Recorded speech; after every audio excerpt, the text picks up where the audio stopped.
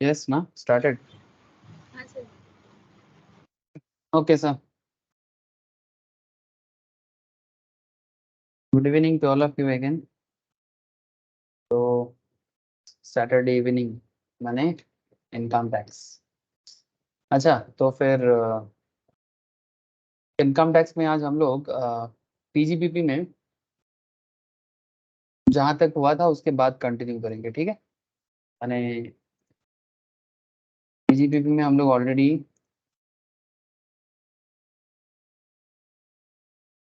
क्या good evening.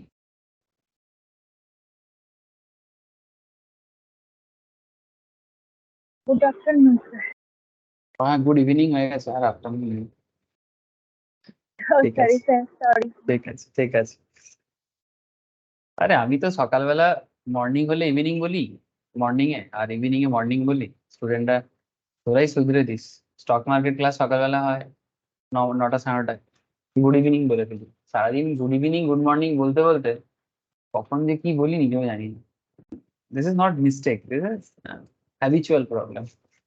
আচ্ছা চলো স্যার. तो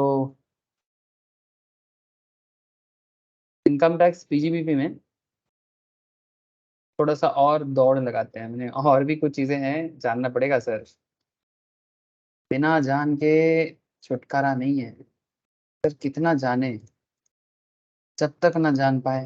जैसे वो एक गाना, एक मूवी था ना, जब तक है जान बोल के. सर आप कहाँ कहाँ कौन सा मूवी देखते रहते हो सर? नहीं, मूवी देखता कहाँ हूँ आजकल. वही मूवी का नाम सुन लेता हूँ. जब तक है जान तब तक पढ़ते रहो. अच्छा ठीक है. तो इनकम टैक्स का जो सेक्शंस है पीजीबीपी माने profits and gains in business and professions. एक प्रोफेशनल इंडिविजुअल या फिर एक बिजनेसमैन टर्नओवर कर सकता है या फिर ग्रॉस रिसीट कर सकता है ना? या तो एक प्रोफेशनल बंदा, ठीक है, जो प्रोफेशंस करके कमाते हैं, या फिर जो बिजनेस करते हैं, उनका टैक्स कैलकुलेशन कैसे करना चाहिए. टैक्स में उनको गवर्नमेंट क्या क्या बता के रखा है. ऐसे वो खुद तो सारा काम कर नहीं पाएगा, जो भी करेगा टैक्स कंसल्टेंट की हेल्प से करेगा, है ना? जब भी टैक्स जमा करने का टाइम आता है ना, तो बिजनेसमैन क्या करेगा या प्रोफेशनल्स, अगर खुद चार्टर्ड है तो ठीक है, या सीएमए है या सीएस है तो ठीक है, लेकिन सब कोई थोड़ी सीएस सीएमए करके आते हैं सर.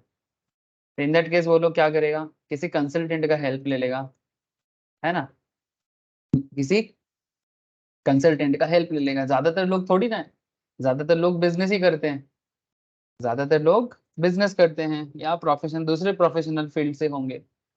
वो चार्टर्ड के पास आएगा, सीएमए के पास आएगा, सीएस प्रैक्टिशनर्स के पास आएगा, आगे क्या बोलेगा? यही बोलेगा कि मेरा टैक्स का जो भी हिसाब किताब है देख लो, कितना देना पड़ेगा, कितना नहीं देना पड़ेगा, है ना? तो एक पीजीपीपी प्रोफेशनल्स जो होते हैं, मैंने बिजनेस और प्रोफेशंस, ये मैं इनकम टैक्स के साइड में दिखा रहा हूँ आपको. ये तो बेसिक्स है, इंट्रोडक्शन लेवल में ही बताता रहता हूँ. अगर आप इनकम टैक्स बेसिक क्लास सुनते हो ना, आप देखना मैंने वहां पर एकदम ई फाइलिंग का जो गवर्नमेंट का साइट है ना, उसी के अंदर जा जाके पढ़ाया.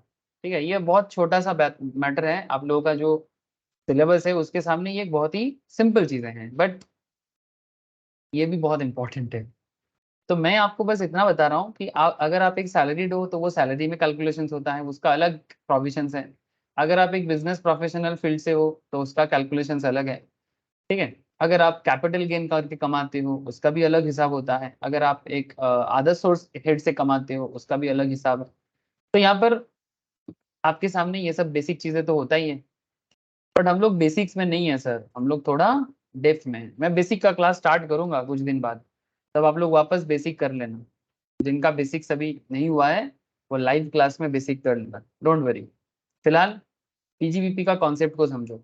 ऐसे कुछ बहुत ज्यादा कोई ऐसा नहीं है कि आउट ऑफ वर्ल्ड बातें चल रहा है, सब कनेक्टेड बातें हैं. सेक्शन 28 से लेके 44 ए ई पीजीबीपी का सेक्शन को कवर करता है. हम लोग ना लास्ट फ्यू क्लासेस में, ऐसे फ्यू बोलते बोलते बहुत हो गया, सेक्शन 28 29 30 31 32, है ना? फिर 35, ठीक है, 35 एडी 35 एडीए, ऐसे बहुत सारे सेक्शंस हम लोग कवर कर लिए. 35 डीडीए, सॉरी एडीए बोल दिया मैंने, 35 डीडीए। इस तरह से लास्ट क्लास तो 36 के ऊपर था, फिर 37 में भी बात हुआ कॉर्पोरेट सोशल रिस्पॉन्सिबिलिटी। मैं आशा करता हूँ कि आप लोग रेगुलरिटी मेंटेन करते हो, इतना आशा करूंगा। अगर किसी का क्लास मिस भी हो जाता है, वो भी कम से कम घर पे टाइम लगा के पढ़े सर। बहुत पढ़ना पड़ता है सर, एक चार्टर्ड को, एक सीएमए को पढ़ाई करना पड़ता है। अगर आप बोलोगे नहीं पढ़ाई करना नहीं है और सक्सेस चाहिए, मुश्किल हो जाएगा। तो 37 के ऊपर भी बातचीत हुआ है, अगर कोई मन लगा के सुनता है ना, सब कुछ समझ में आएगा। 37 और आज मैं आपके साथ बात करने जा रहा हूँ अमाउंट्स नॉट डिडक्टेबल पे। और एक क्या है ना सर, रेगुलरिटी मेंटेन करना चाहिए। क्योंकि ना अगर आप लास्ट क्लास को, सपोज आपका मेमोरी उतना शार्प नहीं है, आप भूल जाते हो, और फिर आप न्यू क्लास करते हो और फिर आपको लगता है अरे मुझे तो कुछ समझ में नहीं आ रहा है। अगर ऐसा किसी के साथ होता है ना, तो फिर आपको एक चीज बताता हूँ सर, आप ना घर पे प्लीज रिवाइज किया करो। जरूरत पड़ने से क्लास को फास्ट ट्रैक कर दो, ठीक है, थोड़ा सा 1.5 2x स्पीड में डाल दो, लेकिन सुनो तो सही। क्या है ना, सबका मेमोरी सेम नहीं होता, मेमोरी सबका सेम नहीं होता। तो जिसका मेमोरी अच्छा है वो एक बार सुनता है, याद रखता है, depending on the concentration level. जिसका मेमोरी उतना शार्प नहीं है, जिसका मेमोरी उतना शार्प नहीं है, वो भूल जाता है। तो इन दैट केस उसको एक बार देखना, दोबारा देखना चाहिए, 3 बार देखना चाहिए। नॉर्मली ये डिपेंड करता है किसका बेस कितना स्ट्रांग है, बचपन का पढ़ाई कितना अच्छा किया था, वो सब मैटर कनेक्ट करता है सर। गलत तो नहीं बोलना चाहिए, बट हाँ, अगर किसी का पुराना कोई गलती है बचपन का, तो सुधार लेना चाहिए। वक्त लग जाता है बट ठीक हो जाता है सर। शॉर्टकट नहीं है, there is no shortcut in success, लिख के रख लो कि सर ने बोला है शॉर्टकट नहीं है। हाँ नहीं है सर, नहीं है तो नहीं है। सर आपको कैसे पता? अरे पता चल गया कहीं से। अच्छा देखो, आज मैं आपके साथ जो बात करने जा रहा हूँ that is amounts not deductible, ठीक है। नाउ अब ये आपके मन में फिर से चल रहा होगा, सर ये कौन सा नॉट डिडक्टिबल का बात कर रहे हैं? ये एक्चुअली पीएल का बातें हैं सर। जो प्रॉफिट एंड लॉस अकाउंट को रेक्टिफाई किया जाता है, अगर आप लोग पीजीबीबी का पहला पहला क्लास, दूसरा दूसरा क्लास पढ़ते हो, स्टार्टिंग लेवल का, वहां पर आपको ये प्रोफार्मा लिखाया गया था कॉपी में, ठीक है। सबको लिखा है सर, सबके कॉपी में होगा जो भी पीजीबीबी का फर्स्ट क्लास कर चुका है। वहां पर आप देखना कि आपको ना क्या क्या सॉल्व करवाया गया। पहले तो मैं प्रोफार्मा किया, फिर मैंने कुछ क्वेश्चन भी करवाया। ऐसा थोड़ी है कि क्वेश्चन नहीं करवाया, वो भी करवाया सर। आपको वहां पर भी प्रैक्टिकल आइडिया लग गया कि अच्छा पीजीपीबी में ऐसा होता है। इसीलिए बोल रहा हूँ सर, रेगुलरिटी, ठीक है। अगर आप रेगुलर क्लास कर लेते हो ना, या तो अपने रिस्पॉन्सिबिलिटी में या तो मेरे साथ, ठीक है, कहीं ना कहीं करो। बेसिकली क्या होता है सर, पीएल को रेक्टिफाई किया जाता है। आप जो भी बिजनेस में पीएल बनाते हो, माने आपके बिजनेस का जो भी नेट प्रॉफिट लॉस अकाउंट होता है, उसमें आपने जो भी प्रॉफिट कमाया, जो भी इनकम किया, उसको ना थोड़ा एडजस्ट किया जाता है एज पर इनकम टैक्स। तो कुछ ऐसा एक्सपेंसेस होता है जो इनकम टैक्स अलाउड करता है, कुछ ऐसे एक्सपेंसेस होता है जो इनकम टैक्स अलाउड नहीं करता है। वही सब चीजें मैं आपसे बात करने जा रहा हूँ। जो जो प्रोफार्मा याद करो sir, income tax disallowed under section 40A subsection 2। 40A subsection सिर्फ 2 ही नहीं, और भी बहुत सारे हैं। Expense debited to statement of PL but not allowable, point to be noted. ये मैं पहला क्लास का बात कर रहा हूँ, फर्स्ट या सेकंड मोस्ट प्रोबेबली उसी में होगा, क्योंकि प्रोफार्मा मैं जनरली फर्स्ट क्लास में या सेकंड क्लास में बता देता हूँ सबको। सो प्रोफार्मा क्या है सर? इनकम टैक्स में पीजीपीपी को कैलकुलेट करने का स्ट्रक्चर। ऐसे every each and every head का अपना अपना स्ट्रक्चर होता है। सैलरी कैलकुलेट करने का एक स्ट्रक्चर होता है, हाउस प्रॉपर्टी हेड का एक स्ट्रक्चर होता है, अदर सोर्स का एक स्ट्रक्चर होता है, कैपिटल गेन का एक स्ट्रक्चर होता है, वैसे ही पीजीपीपी का एक स्ट्रक्चर होता है। वही स्ट्रक्चर जो है कि उसमें मेनली मेनली आपको पीएल को रेक्टिफाई करना होता है। और उसमें कुछ ऐसे खर्चा होता है जो पीएल में बिजनेस में आपने शो कर दिया, बट इनकम टैक्स बोलते हैं कि भाई हम तो आपको अलाउड नहीं करेंगे। तो जो अलाउड नहीं होगा वो पीएल में क्या हो जाएगा, प्रॉफिट में एड बैक हो जाएगा, प्रॉफिट में एड बैक हो जाएगा। इसमें याद करो, बचपन में आप लोग अकाउंटेंसी में रेक्टिफिकेशन ऑफ एरर बोल के एक टॉपिक करते थे, है ना? उसमें भी इस तरह का होता था। फिर आपने बीआरएस वगैरह में भी थोड़ा देखा, ऐड लेस का खेल, है ना? पासबुक में ऐड करो, हाँ बैंक बुक में लिस्ट करो, इस तरह का आप करते थे। क्यों करते थे? अनथबड़ा किए तो फिर मुश्किल है, लॉजिकली सब कुछ होता है। तो यहाँ पर क्या है ना, इनकम टैक्स रूल बेस्ड है। तो डिपार्टमेंट आपको कुछ नियम बांध के दिया है, वो बोल देता है कि भाई ये खर्चा हम अलाउ करेंगे, ये खर्चा हम अलाउ नहीं करेंगे। इसके ऊपर ऑलरेडी आप लोगों ने काफी क्वेश्चन सॉल्व करके रखा। लेकिन अभी हम लोग ना इंडिविजुअल सेक्शन वाइज बात कर रहे हैं, ठीक है। जैसे ये देखो, जो लेस कौन किसको कर सकते हैं, एक्सपेंडिचर अलाउएबल एज डिडक्शंस और not debited to statement of year.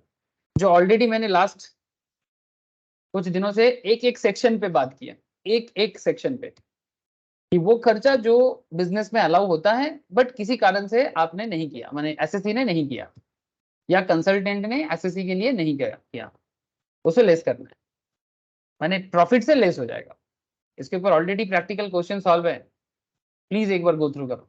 Most probably मैंने एक बड़ा क्वेश्चन किया था, मिस्टर शिवम का एक क्वेश्चन किया था, और भी कुछ हुआ था, मुझे एग्जैक्टली याद नहीं है। एक पूरा कंप्लीट क्वेश्चन मिस्टर शिवम बोल के क्वेश्चन था, उसके ऊपर मैंने करवाया था। बड़ा इंटरेस्टिंग क्वेश्चन है और इंपॉर्टेंट भी।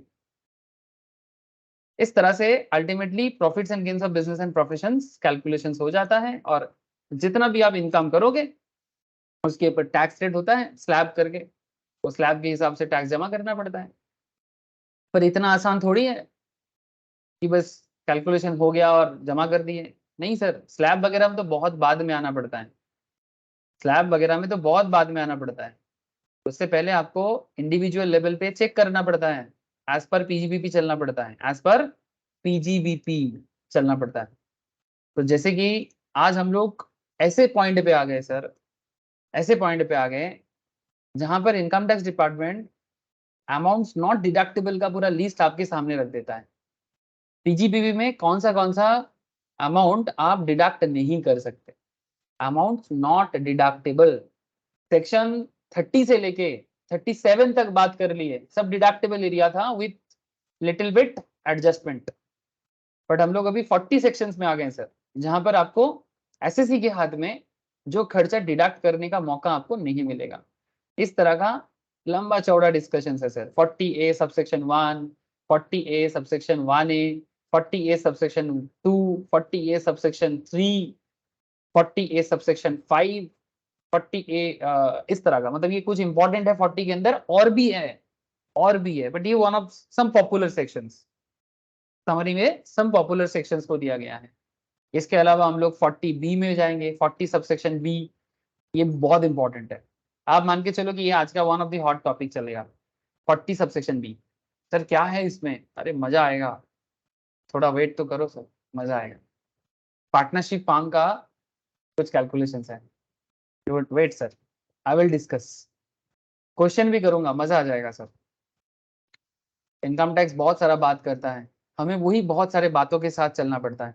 अच्छा, 40A सबसेक्शन 2, एक्सपेंस और payment not deductible in certain circumstances, ये भी डिस्कस करूंगा। 40A सबसेक्शन 3, ठीक है, और करना है 40A subsection 3A, 40A subsection 7। मैंने इतना मान के चलो ये सब 40 का एरिया है, इतना मान के चलो ये सारा 40 रिलेटेड एरिया है। फिर 41 आता है, चलो और नहीं बताएंगे, ठीक है, 41 पे अभी बात नहीं करेंगे, अभी 40 पे ही तो कंप्लीट करें पहले कि 40 क्या कहता है। हाँ सर, चलो सर, थोड़ा सा बता रहा हूं आपको, आप बता के क्या करना है, करना ही क्या, एक एक करके समझना है, ठीक है। बूंद बूंद से क्या बनता है सर, सागर, ठीक है। एक एक प्रोविजन जोड़ जोड़ के बनता है इनकम टैक्स का प्रोविजन, एक एक छोटा छोटा प्रोविजन जोड़ जोड़ के, एक एक सेक्शन, एक एक सबसेक्शन जोड़ जोड़ के एक कंप्लीट प्रोविजन डेवलप होता है, जो इनकम टैक्स डिपार्टमेंट देश को चलाने के लिए, टैक्स को मैनेज करने के लिए बनाते हैं। फिर इंस्टीट्यूट बनाते हैं, chartered accountant, institute of chartered accountant, institute of company secretary, institute of cost accountant, इनको बोलते हैं कि भाई जाओ प्रैक्टिस करो, पढ़ाई करो पहले, फिर प्रैक्टिस करो, फिर कंपनी को अपना सर्विस प्रोवाइड करो और बदले में अपना सैलरी ले लो।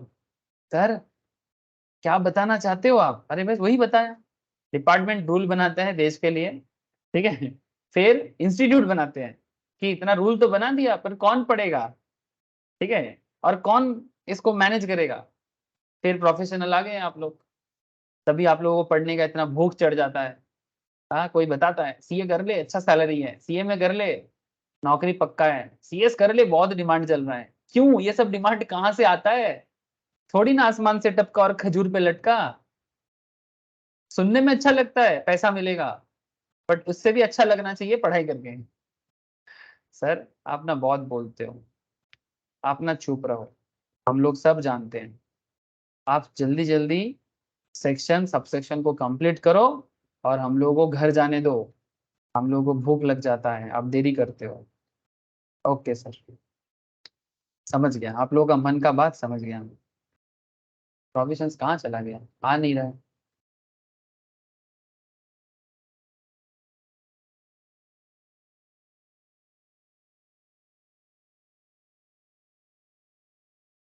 सेक्शन 40, सेक्शन 40, यस, मैं सेक्शन 40 के आसपास ही हूँ।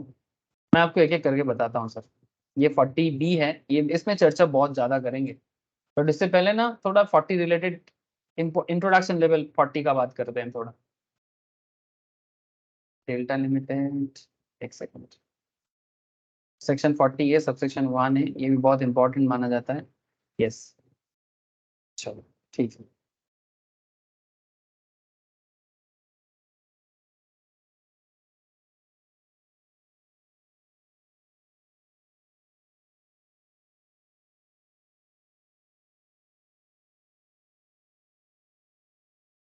देखो सर, इनएडमिसिबल डिडक्शंस जो सेक्शन 40 कवर करता है उसका डिटेल्स में आ गए सर। अब थोड़ा कोशिश करते हैं एक एक करके सारा पॉइंट को फटाफट समझने का, ठीक है? चलो। अच्छा, by dividing the SSE into distinct persons, the section places absolute restraint on the deductibility of certain expense as follows. Basically एक एसएससी को एक अलग ग्रुप मान के ये सेक्शंस को डेवलप किया गया है, जिसमें जब भी किसी बिजनेसमैन का, एसएससी माने यहाँ पर बेसिकली कोई प्रोफेशनल्स या कोई बिजनेसमैन है ना, यहाँ पर एसएससी कौन है?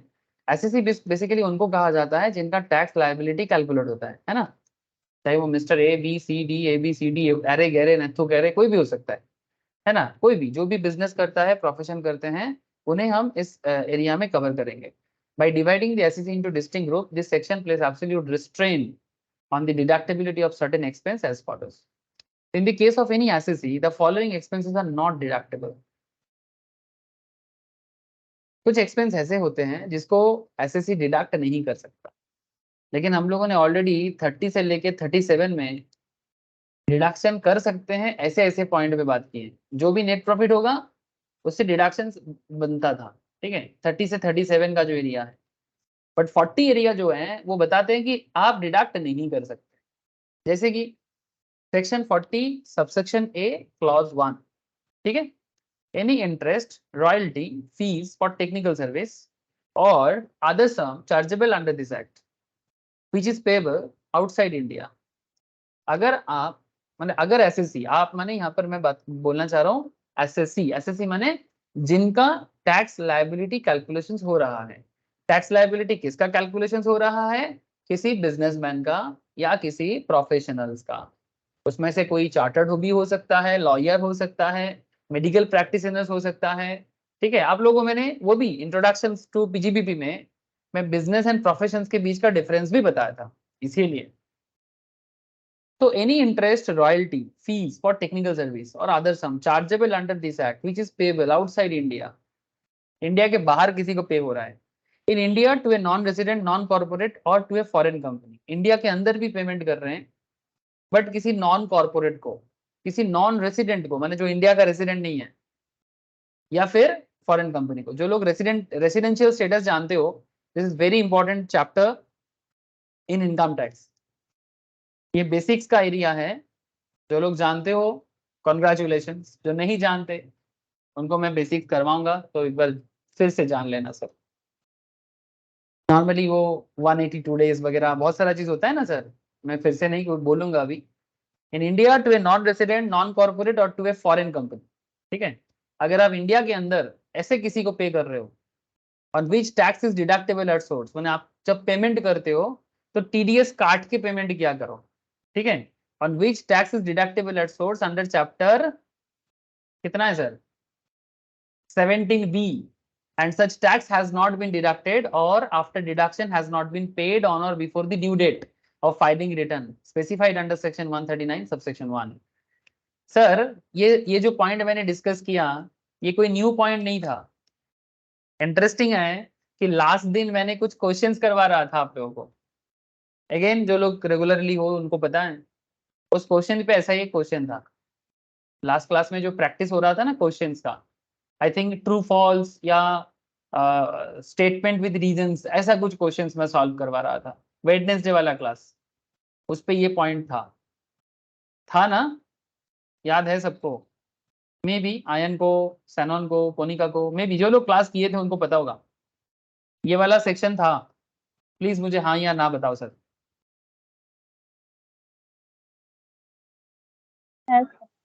हाँ सर था ना। मैंने बेसिकली पॉइंट था कि अगर आप किसी फॉरेनर को पेमेंट करते हो, ठीक है, किसी फॉरेनर को पेमेंट करते हो, किसी आउटसाइड इंडिया में पेमेंट करते हो, किसी फॉरेन कंपनी को पेमेंट करते हो, कोई नॉन रेसिडेंट नॉन कॉर्पोरेट को पेमेंट करते हो, जब भी पेमेंट करोगे टीडीएस काट के करो, नहीं करोगे ना as per section 139 subsection 1 filing of return के हिसाब से, अगर आप नहीं करोगे ड्यू डेट से पहले नहीं करोगे ना तो आपको इस पर्टिकुलर प्रीवियस ईयर में डिडक्शन नहीं मिलेगा। जो भी पेमेंट करोगे नॉर्मली पेमेंट जब हम कुछ करते हैं वो मेरे पीएल में डेबिट है सर, इसमें आपको अकाउंट्स का नॉलेज को डेवलप करो आप। मैं रोज बोलता हूँ, मैं आशा करता हूँ कि आप इसको अकाउंटेंसी वाइज समझ पाते हो, क्योंकि ये पूरा बिजनेस का कॉन्सेप्ट है, इसमें पीएल बनाया जाता है और पीएल में हम लोग टू एक्सपेंस करके डेबिट करते हैं और बाई इनकम करके क्रेडिट करते हैं। This is accountancy. So normally जब जब भी एक बिजनेसमैन कोई खर्चा करेगा वो क्या करेगा, आपका खर्चा क्या होता है पीएल में? डेबिट होता है ना। तो एक बिजनेसमैन का एक बेसिक एटीट्यूड होता है एज पर अकाउंटिंग कॉन्सेप्ट, वो पेमेंट करेगा तो डेबिट करेगा। बट इनकम टैक्स डिपार्टमेंट आपके सामने कुछ बाधा उत्पन्न करता है, उसके पीछे भी रीजन है। बाधा ऐसे नहीं मन मर्जी, मतलब डिपार्टमेंट का मन हुआ, इनकम टैक्स डिपार्टमेंट का मन हुआ और आपको रिडक्शन करने में मना कर दिया, ऐसा नहीं है। There may be some reasons, there may be some logic, है ना। तो लॉजिक क्या कहता है कि भाई गवर्नमेंट कहता है कि जब किसी आउटसाइड इंडिया में पेमेंट करे, जब किसी फॉरेन कंपनी को पेमेंट करे, जब किसी नॉन रेसिडेंट को पेमेंट करे तो टीडीएस काट के क्या करे, है ना, वो भी ड्यू डेट से पहले रिटर्न फाइलिंग का। अच्छा इसके ऊपर चैप्टर आएगा सर, ये रिटर्न फाइलिंग का चैप्टर आएगा, उसमें मैं बात करूंगा ड्यू डेट के ऊपर।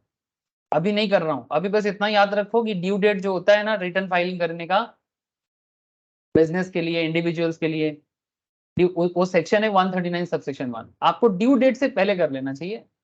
टीडीएस काट के किसके पास जाना है? गवर्नमेंट के पास जाना है। सर इनकम टैक्स पढ़ लो या जीएसटी, हर केस में टैक्स को कलेक्ट करना है और गवर्नमेंट को देना है।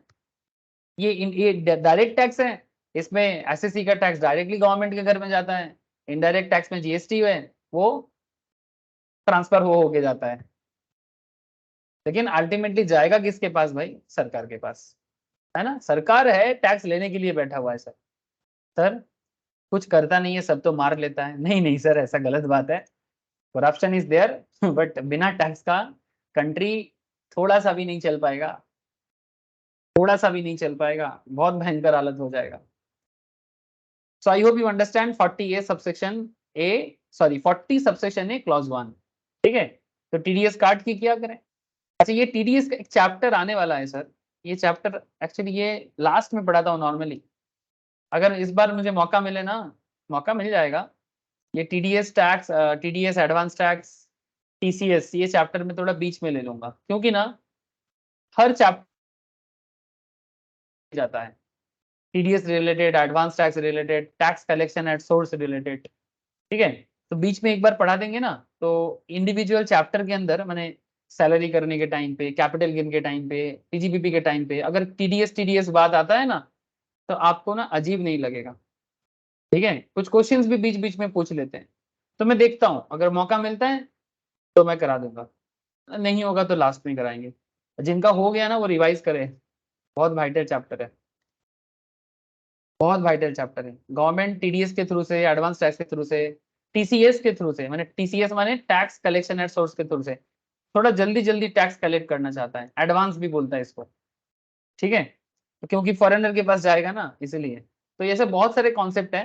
जहां गवर्नमेंट टीडीएस मैंडेटरी करके रखा है, टीसीएस मैंडेटरी करके रखा है। तो ये था सेक्शन 40 सबसेक्शन ए क्लॉज 1, ठीक है। अच्छा, सेक्शन 40 सबसेक्शन ए क्लॉज 1 है ये, और एक सेक्शन है सेक्शन 40 सबसेक्शन ए क्लॉज 1 है। ये किसके बारे में बात करता है? 30% of any sum payable to a resident. इस बार हम लोग नॉन रेसिडेंट के बारे में बात नहीं कर रहे सर, ध्यान से सुनना। 40 सबसेक्शन ए क्लॉज 1 किसके बारे में बात किया? Outside India, non resident, non corporate, इनके बारे में बात किया।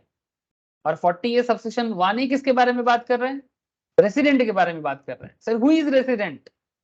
सर इसका दो नियम होता है रेसिडेंट होने का, कोई बता सकते हो आप में से?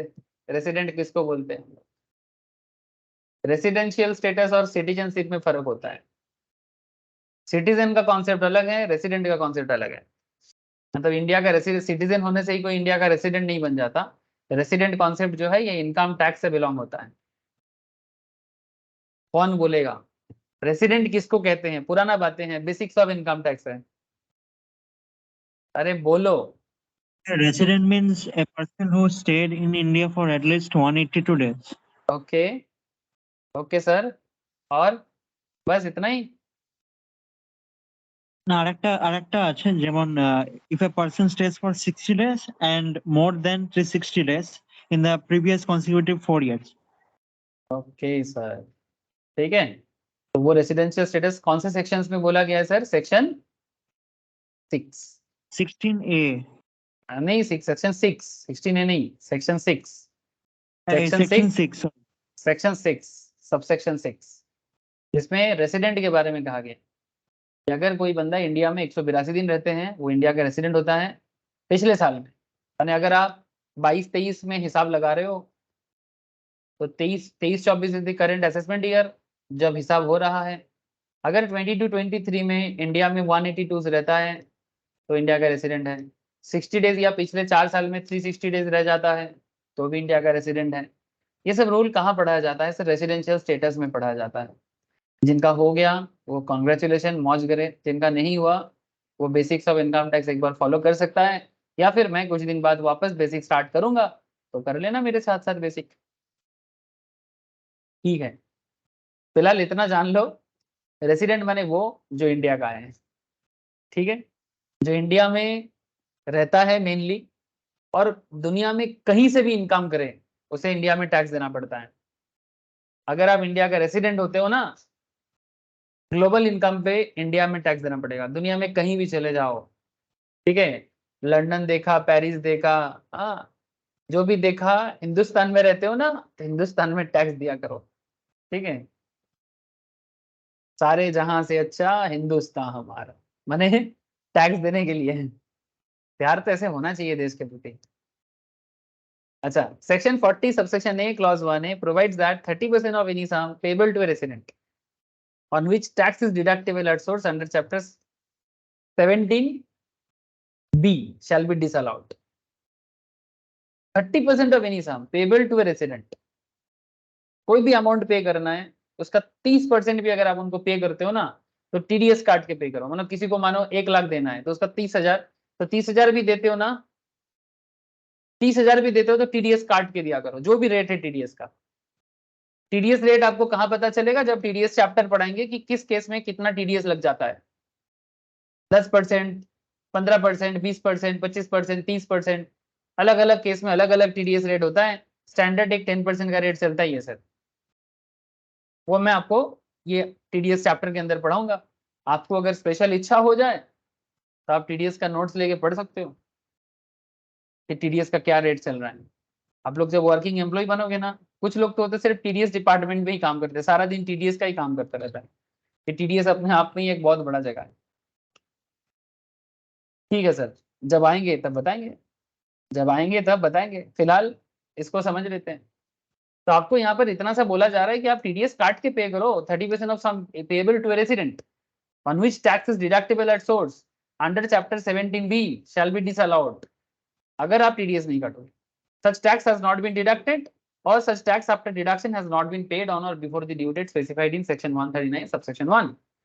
सिंपल बात है, ड्यू डेट से पहले टैक्स काट लेना चाहिए, नहीं काटा। अगर काट लिया, अगर टीडीएस काट लिया, मानो किसी को 1 लाख पेमेंट बाकी है, किसी का 1 लाख का एटलीस्ट 30% कितना होता है, 30,000, तो 30,000 पेमेंट करने के टाइम पे उसका 10% टीडीएस होता है, तो काट लो टीडीएस 3,000 टका जो भी होता है, काट लो टीडीएस ड्यू डेट से पहले। अच्छा, अगर काट लिया 3,000 तो गवर्नमेंट के घर में जमा कर दो। तो आप दोनों में से कोई भी नहीं करते हो, ना तो टीडीएस काटे हो या फिर काट लिया पर जमा नहीं। कुछ भी करोगे, कुछ भी करोगे प्रॉब्लम हो जाएगा। सिंपल बात है, ये आपका खर्चा है ना।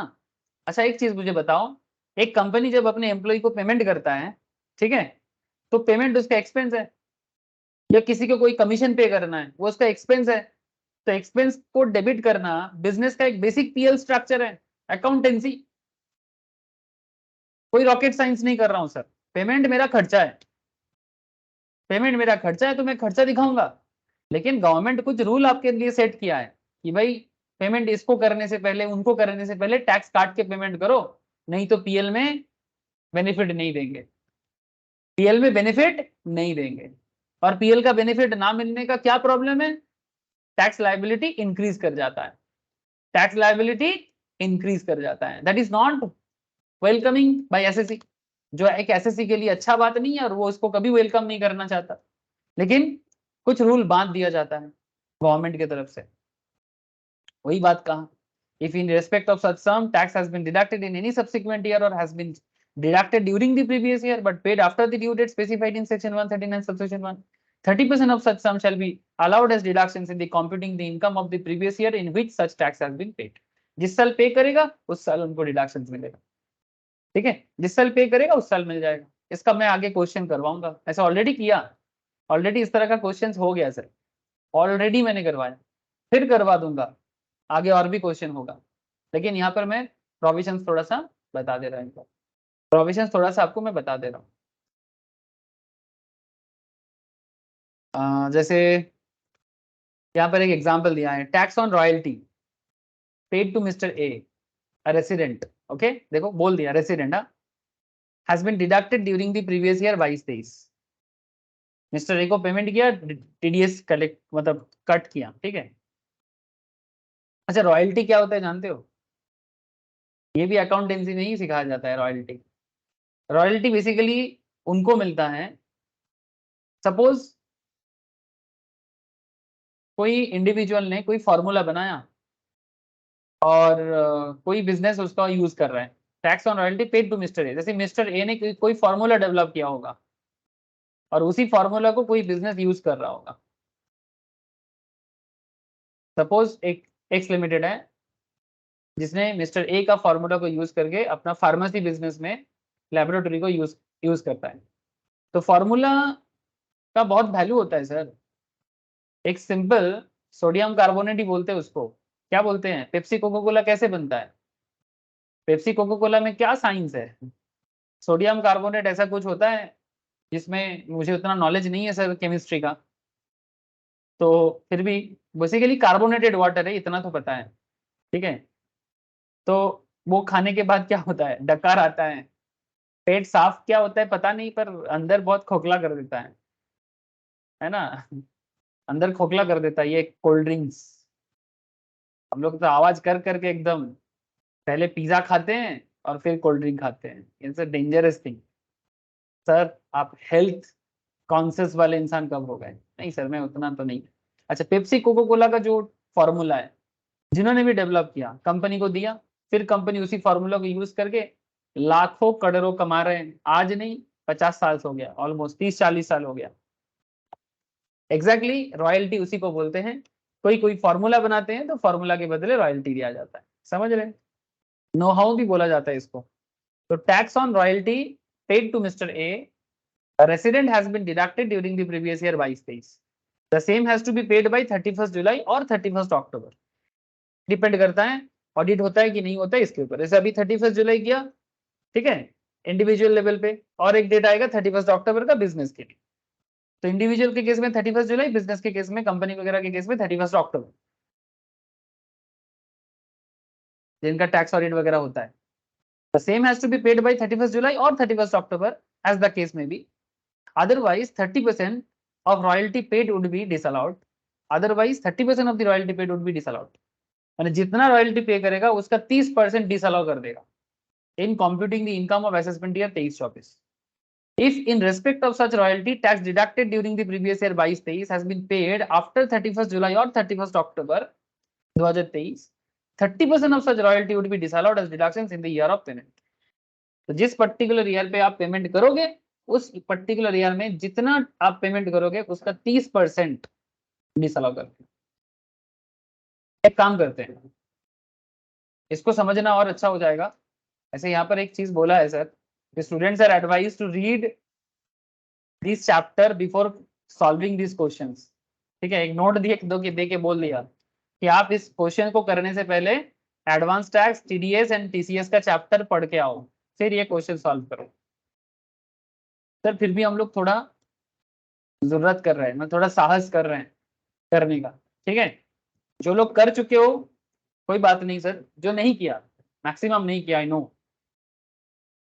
तो इस केस में क्या होगा, आपको अभी मैं जस्ट हल्का आइडिया दे रहा हूँ कि आप देखो कि कैसा हो सकता है। बाकी TDS TCS advance tax chapter जब पढ़ेंगे ना डिटेल्स में जान लेंगे। देखो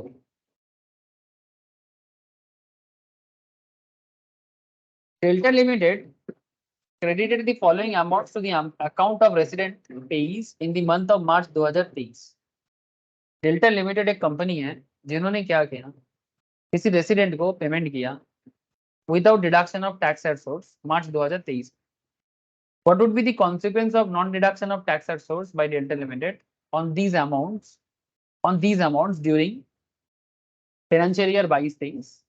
Assuming that मान के चलते हैं the resident payee in all the cases mentioned below have not paid the tax, if any, which was required to be deducted by Delta Limited.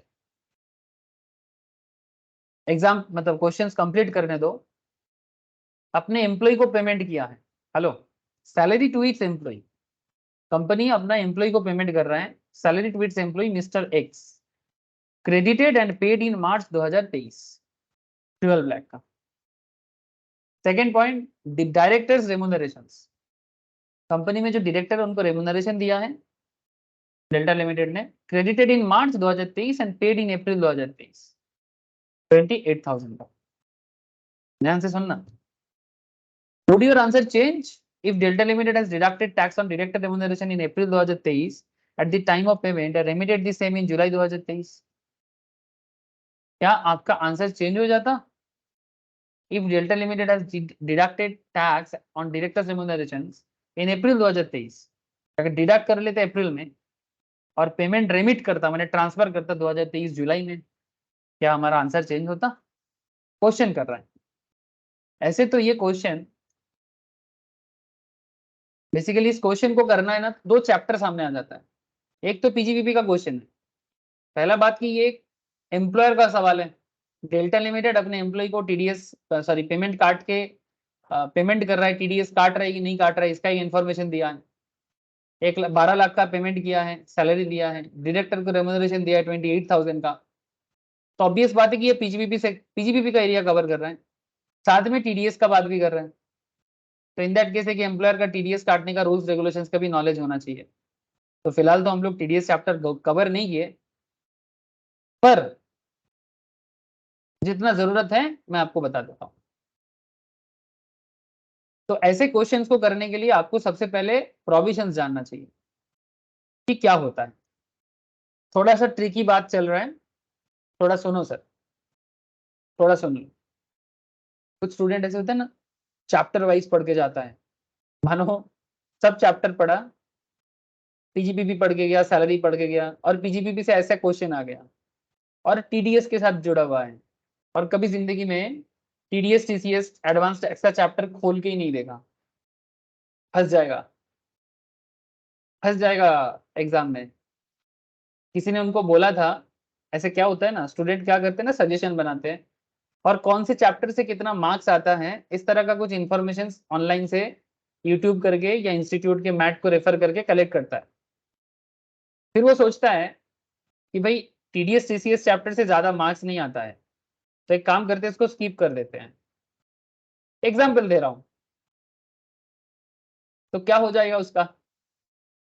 ऐसा थोड़ी होता है सर, ऐसा नहीं होता है, ऐसा नहीं होता है पढ़ाई। जैसे जैसे स्टूडेंट सोचते हैं ना, ऐसे नहीं होता है।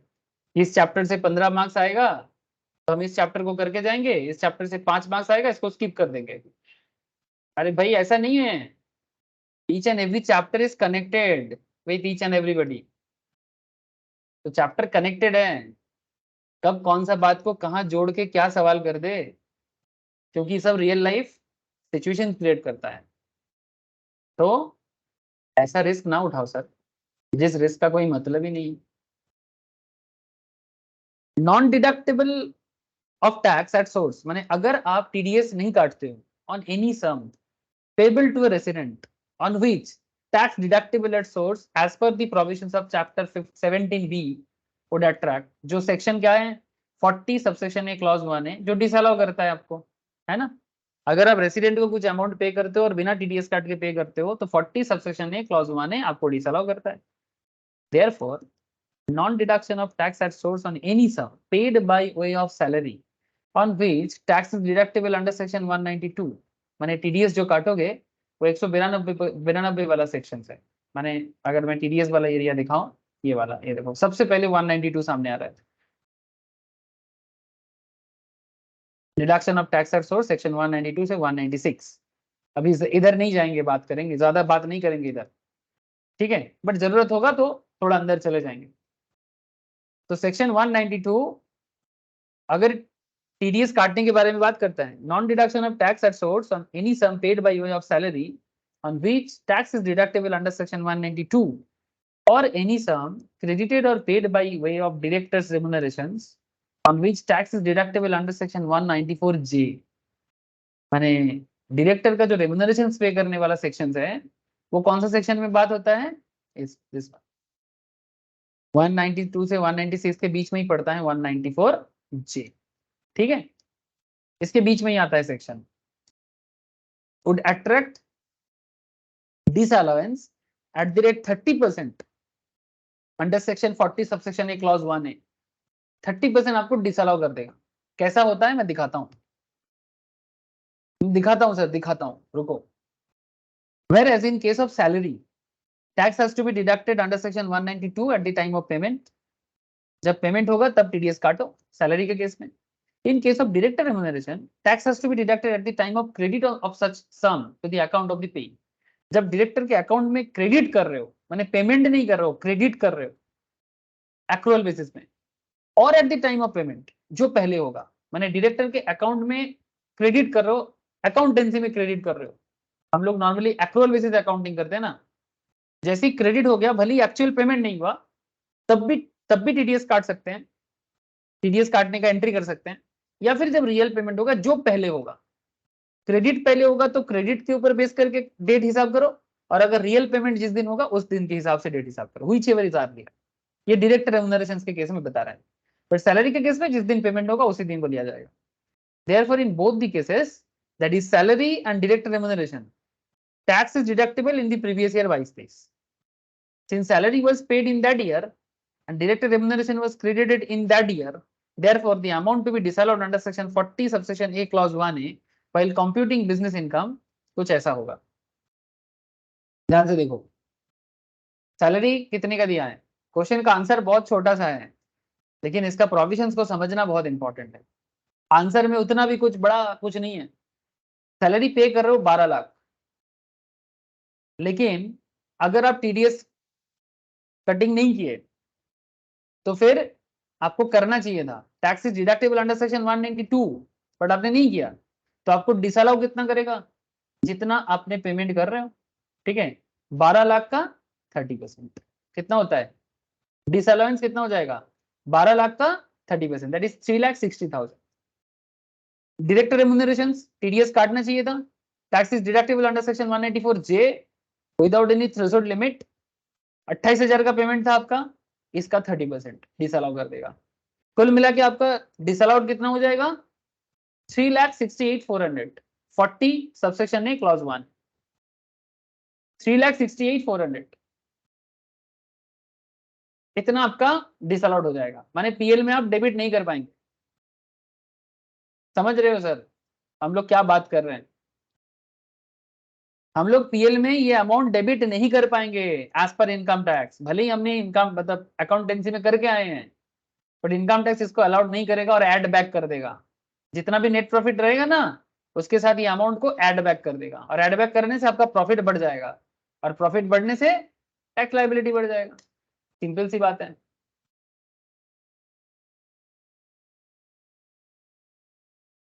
माथा में जा रहे हैं सर बात? बोलो, मैं फिर से पूछ रहा हूँ, थोड़ा सा ट्रिकीनेस है बट इतना भी आउट ऑफ वर्ल्ड बातें नहीं है। आपको टीडीएस काटना चाहिए था बट आपने नहीं किया। मैं आपको टीडीएस सेक्शन दिखाऊं? चलो ठीक है, थोड़ा तसल्ली करते हैं आपका, आप लोगों के मन को थोड़ा थोड़ा सा शांति दे देता हूँ। टीडीएस का एटलीस्ट वो वाला सेक्शन देख सकते हैं 192 एंड 194 जे, इतना तो देख ही सकते हैं। चलिए सर देखने में क्या जाता। Section 192 tax deduction at source, nature of payment salary, basic exemption limit 2.5 lakh या 3 लाख एज द केस में भी। माने अगर आप किसी का इनकम 2,50,000 से कम है, किसी का इनकम 3 लाख से कम है, ठीक है, तो इन दैट केस उनको टीडीएस पेमेंट मतलब काट के पेमेंट नहीं होगा, ठीक है, तब टीडीएस का बात ही नहीं है। क्यों? क्योंकि अगर किसी का इनकम 2.5 लाख क्रॉस नहीं करता है ना तो उसको टैक्स ही नहीं देना पड़ता सर गवर्नमेंट को, ठीक है। और टीडीएस क्या है? आर्ली टैक्स है, एडवांस टैक्स है एक तरह का। तो जब भी कोई सैलरी पे करता है कंपनी तो टीडीएस काट के पेमेंट करता है, समझ रहे हो। लेकिन अगर इनकम 2,50,000 जिसका एज 60 साल के नीचे है, अगर एज 60 से 80 के अंदर है 3 लाख, 80 के ऊपर है तो 80 लाख, सॉरी गलत बोला, 5 lakh. This is taken care of in competition of average rate of income tax. ये बेसिक लिमिट है सर, अगर इनकम इसको क्रॉस करता है तो ही टीडीएस का कॉन्सेप्ट आएगा, अदरवाइज नहीं। Who is the payer? Any person responsible for paying any income chargeable under the head salary, जिसका भी सैलरी पेमेंट, जिसको सैलरी मिलेगा basically, responsible for paying any income chargeable under the head salary, जो salary पे करेगा, माने basically employer, basically employer किसको पे करेगा? पेई को। पेई कौन? एम्प्लॉय। टीडीएस का रेट क्या है? Average rate of income tax computed on the basis of rate in force, जो भी एवरेज रेट बनेगा उसको वाला। एवरेज रेट कैसे कैलकुलेट होता है? ये जो टैक्स स्लैब होता है ना सर, आप रिटर्न फाइलिंग साइड में जाके भी चेक कर सकते हो, ये रहा, देख पा रहे सर। इसका एवरेज रेट कैलकुलेट कर लेगा कि जितना टैक्स लाइबिलिटी उनका होगा। जैसे नॉर्मल रूल कहता है अप टू 2.5 लाख नहीं, 2.5 लाख से 5 लाख 5%, 5 से 10 लाख इतना, 10 लाख के ऊपर 30%, ठीक है। इसका जो भी एवरेज होगा उसके ऊपर बेस करके टीडीएस काट लेता है। ये 192 बोलता है जहां जहां मैंडेटरी है, गवर्नमेंट का नोटिफिकेशन है, वहां काट लिया जाएगा। कब काटेगा? At the time of payment, at the time of, simple सी बात है। तो अगर गवर्नमेंट ने बोला कि यहाँ टीडीएस काट के पेमेंट करना है और आपने नहीं काटा, तो आप पीजीबीपी में एम्प्लॉयर जिसको काटना चाहिए था, पॉइंट टू बी नोटेड, यहाँ पर हम लोग पेई का बात नहीं कर रहे हैं, पेयर का बात कर रहे हैं। जो एम्प्लॉयर या जो बिजनेसमैन टीडीएस काट के पेमेंट नहीं करेगा उनको ये प्रॉब्लम क्रिएट करेगा। उनका पीएल को, उनका जो पीएल है जहां पर वो डेबिट कर सकता था पर पूरा अमाउंट डेबिट नहीं हो पाएगा, क्योंकि उसने डेबिट टीडीएस नहीं काटा, टाइम पे नहीं काटा, या फिर काटा है तो गवर्नमेंट को जमा नहीं किया। और एक सेक्शन है 194 जे,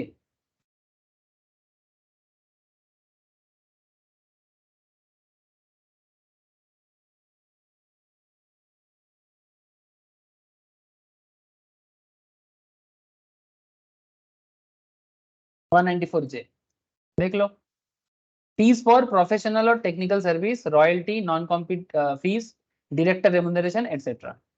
देख पा रहे हो सर 194 जे? जैसे हमारे केस में ये डायरेक्टर रेम्यूनरेशन वाला पॉइंट है, ठीक है। किसका फीस दे रहे हैं? डायरेक्टर को रेम्यूनरेशन दे रहे हैं। किसको दे रहे हैं? डायरेक्टर को। अच्छा, कौन दे रहे हैं? Who is the pair? Employer. अच्छा, इसमें भी कुछ रूल बोला, लिमिट है कुछ, greater than 30,000 in a financial year for each category of income. However, this limit does not apply in case of payment made to director of a company. अगर ये company का डायरेक्टर है तो ये rule follow नहीं होगा, बाकी case में 30,000 के ऊपर का पेमेंट में लिमिट है सर, ठीक है। Any other person other than individual और HUF, however in case of fees और professional technical service paid by, जरूरत नहीं है। कौन पे कर रहा है? Who is the payer? Any person basically. Payer कौन है? कोई भी बिजनेसमैन का बात है हमारे केस में, एनी रेसिडेंट जिससे को भी पेमेंट किया जा रहा है। कितना कलेक्ट करना चाहिए? 2% पे engaged only in the business of operations of call centre, 2% in case of fees और टेक्निकल सर्विस ऑफ रॉयल्टी, ठीक है। 2% जितना पेमेंट करेगा उसका 2% is the nature of consideration for distributions of exhibitions of cinematographic films, ठीक है। ऐसे cases में 10%, अदर पेमेंट के केस में 10%, अदर पेमेंट के केस में 10%। कब पेमेंट होना चाहिए? at the time of credit of such sum to the account of the pay or at the time of payment, या तो अकाउंट में क्रेडिट करने के टाइम पे अकाउंट्स में, या फिर जब रियल में पेमेंट मिला है, whichever is earlier। ये रूल्स है, ये रूल्स हैं। अब ये रूल्स ऑलरेडी आपको यहीं पर बताया गया सर, ये रूल्स को आपको प्रोविजंस के तौर पे यहीं पर बताया गया। 192 में क्या होता है और 194J में क्या होता है। अब मैं आपको फिर से पॉइंट समझाता हूं कि हम लोग इस पूरा खेल को क्या समझ पा रहे हैं, क्या है इसके अंदर। थोड़ा समय इसलिए लग रहा है सर क्योंकि हम लोगों ने अभी तक TDS TCS advance tax chapter recently पढ़ा नहीं है ना। तो क्योंकि हम लोगों ने रिसेंटली नहीं पढ़ा, तो जिन लोगों ने क्लास नहीं किया, अगर किसी का पहले का पढ़ा हुआ है वो अलग बात है, बट अगर किसी ने नहीं पढ़ा है उनको थोड़ा दिक्कत हो जाएगा। इसलिए यहाँ पर नोट्स भी दिया हुआ है कि अगर आप ये क्वेश्चन करने आ रहे हो तो एक बार जरूर टीडीएस टीसीएस एडवांस टैक्स पढ़ के आओ। तो मैंने जहां जरूरत है उतना तो आपको बताया कि टीडीएस टीसीएस एडवांस टैक्स क्या है, कि नॉर्मली टैक्स बाद में दिया जाता है, but there are some advance tax concept. Government बोल दिया कि भाई इनको इनको पेमेंट करने से पहले टैक्स काट के पेमेंट करो। बहुत लोग आपके घर में भी अगर सैलरीड एम्प्लॉय हैं, अगर आपके घर में सैलरीड एम्प्लॉय हैं, आप उनको पूछो कि क्या आपका पेमेंट काटने से पहले टैक्स काट लिया जाता है, टीडीएस काट के पेमेंट होता है? ऐसे बहुत होगा घर पे, पूछो सर, आसपास में पूछो, कोई फैमिली में हाई लेवल एम्प्लॉय हैं उनको पूछो, टीडीएस काट के पेमेंट होता है, बहुत सारे लोगों को पेमेंट होता है। तो टीडीएस काटने का प्रोविजन किसके ऊपर लागू होता है? जो पेमेंट कर रहे हैं उनके ऊपर। तो वो अगर अपना प्रोविजन मेंटेन नहीं करता है तो गवर्नमेंट उसको डिसअलाउड कर देता है। कितना डिसअलाउड करता है? 30% ऑफ द पेमेंट। 12 लाख का 30%, 3,60,000 डिसअलाउड हो जाएगा, 28,000 का 30% डिसअलाउड हो जाएगा।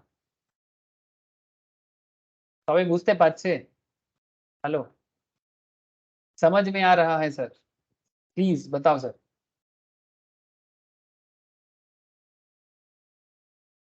हेलो हेलो, बोलो सर, समझ Yes, में आ रहा है?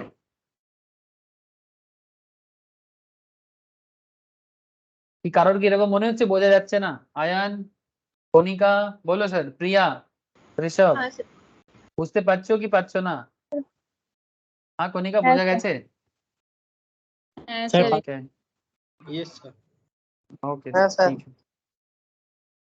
मैं फिर से एक बार क्वेश्चंस पढ़ के सुना देता हूँ आपको। Delta limited credited the following amounts to the account of resident payees in the month of March 2023 without deduction of tax at source. What would be the consequence of non deduction of tax at source by Delta limited? बस यही question था, TDS नहीं काटा तो क्या consequence होगा on this amount during the financial year 22-23, and that the resident payee in all the cases mentioned below have not paid the tax if any which was required to be deducted by Delta Limited, जो उसको करना चाहिए था। अच्छा, यहाँ पर और एक सवाल था सर, एक दूसरा सवाल था, would your answer change if Delta Limited has deducted tax on deducted remunerations in April 2023, जहां पर कि क्रेडिटेड हुआ है 2023 मार्च में और पे हुआ अप्रैल 2023 में, और यहाँ बता रहा है कि क्या हमारा आंसर चेंज हो जाता if Delta Limited deducted tax on deducted remunerations in April 23 at the time of payment and remitted the same in July? अगर ऐसा होता तो क्या आंसर कुछ चेंज होता? ये थोड़ा सोचने वाली बात है, ये थोड़ा सोचने वाला बात है। तो इसको कुछ इस तरह से बोला जा सकता है सर, डेट का खेल है। तो if the tax is deducted on directors remuneration in the next year. अच्छा, एक चीज मुझे बताओ, 22-23 स्टार्ट हुआ कब? 1 अप्रैल 2022 को, और खत्म कब होता है? 31 मार्च 2023 को, है ना? अब मार्च के अंदर जो क्रेडिट होना चाहिए था, वो अगर अप्रैल में शिफ्ट होता है, तो अप्रैल माने कौन सा अप्रैल? 1 अप्रैल 23, मैंने नेक्स्ट ईयर हो गया ना।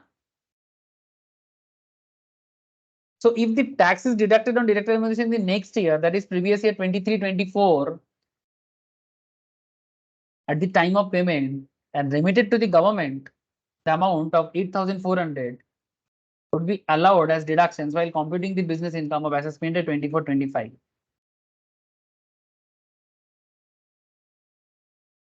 समझा करो सर, समझा करो। Yes sir. है ना, बड़ा सिंपल है ना, कुछ नहीं है इसमें।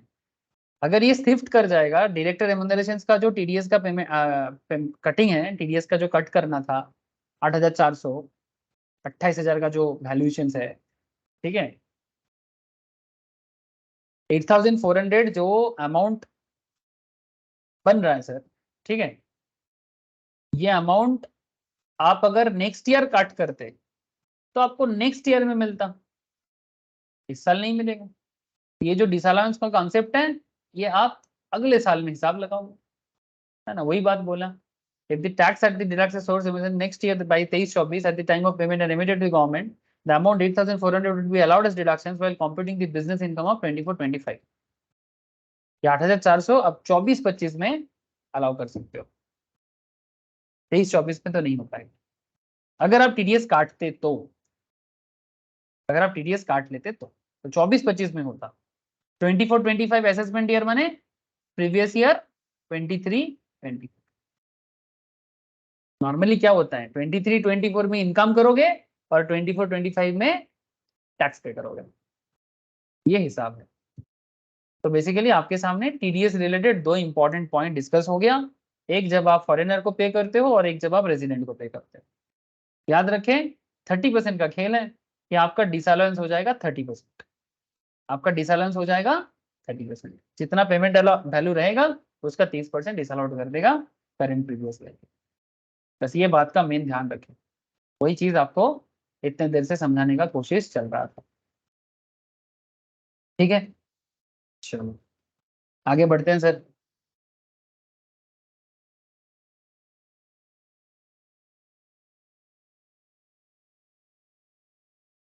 इसके ऊपर एक केस बना था 2013 में, 2013 में इसके ऊपर एक केस लॉ भी बना था। Disallowance of any sum paid to resident at time during the previous year without deduction of tax under section 40 subsection A clause 1 है। इसका सर्कुलर आया था 16 दिसंबर 2013 में। There have been conflicting interpretation by judicial authorities, माने court में, regarding the applicability of provision of section 40 subsection a clause 1 with regard to the amount not deductible in computing the income chargeable under the head PGBP. Some court ruling have held that, और court ruling बता रहा था that the provisions of disallowance under section 40A subsection 1A apply only to the amount which remained payable, माने जो बाकी है, at the end of the relevant financial year and would not be invoked to disallow the amount which had actually been paid during the previous year without deduction of tax at source. फिर बाद में income tax department ने, ये court बता रहा था, फिर department का व्यू है, सीबीडीटी व्यू, सीबीडीटी माने central board of direct tax, जो इनकम टैक्स को डेवलप करता है। CBDT is view that the provisions of section 40 subsection A clause 1A would cover not only the amounts which are payable as on 31st March of a previous year, but also amounts which are payable at the time during the year. The statutory provisions are amply clear, and in context of section 40 subsection A clause 1A, the term payable would include amount which are paid during the previous year. इसमें जो amount बाकी है, इसका मतलब ये है कि पूरा साल भर में जो पेमेंट करना है, उस पेबल अमाउंट में अगर कुछ अमाउंट पे हो भी गया है, उसे भी काउंट किया जाता है।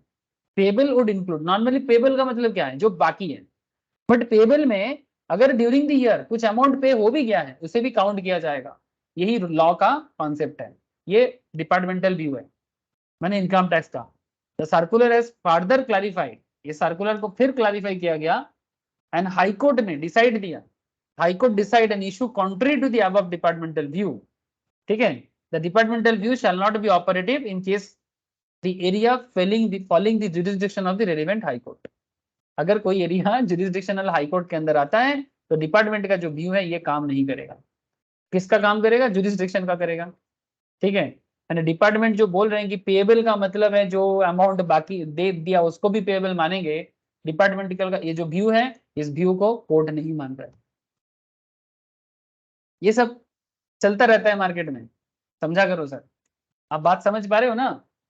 कॉन्सेप्ट क्या है?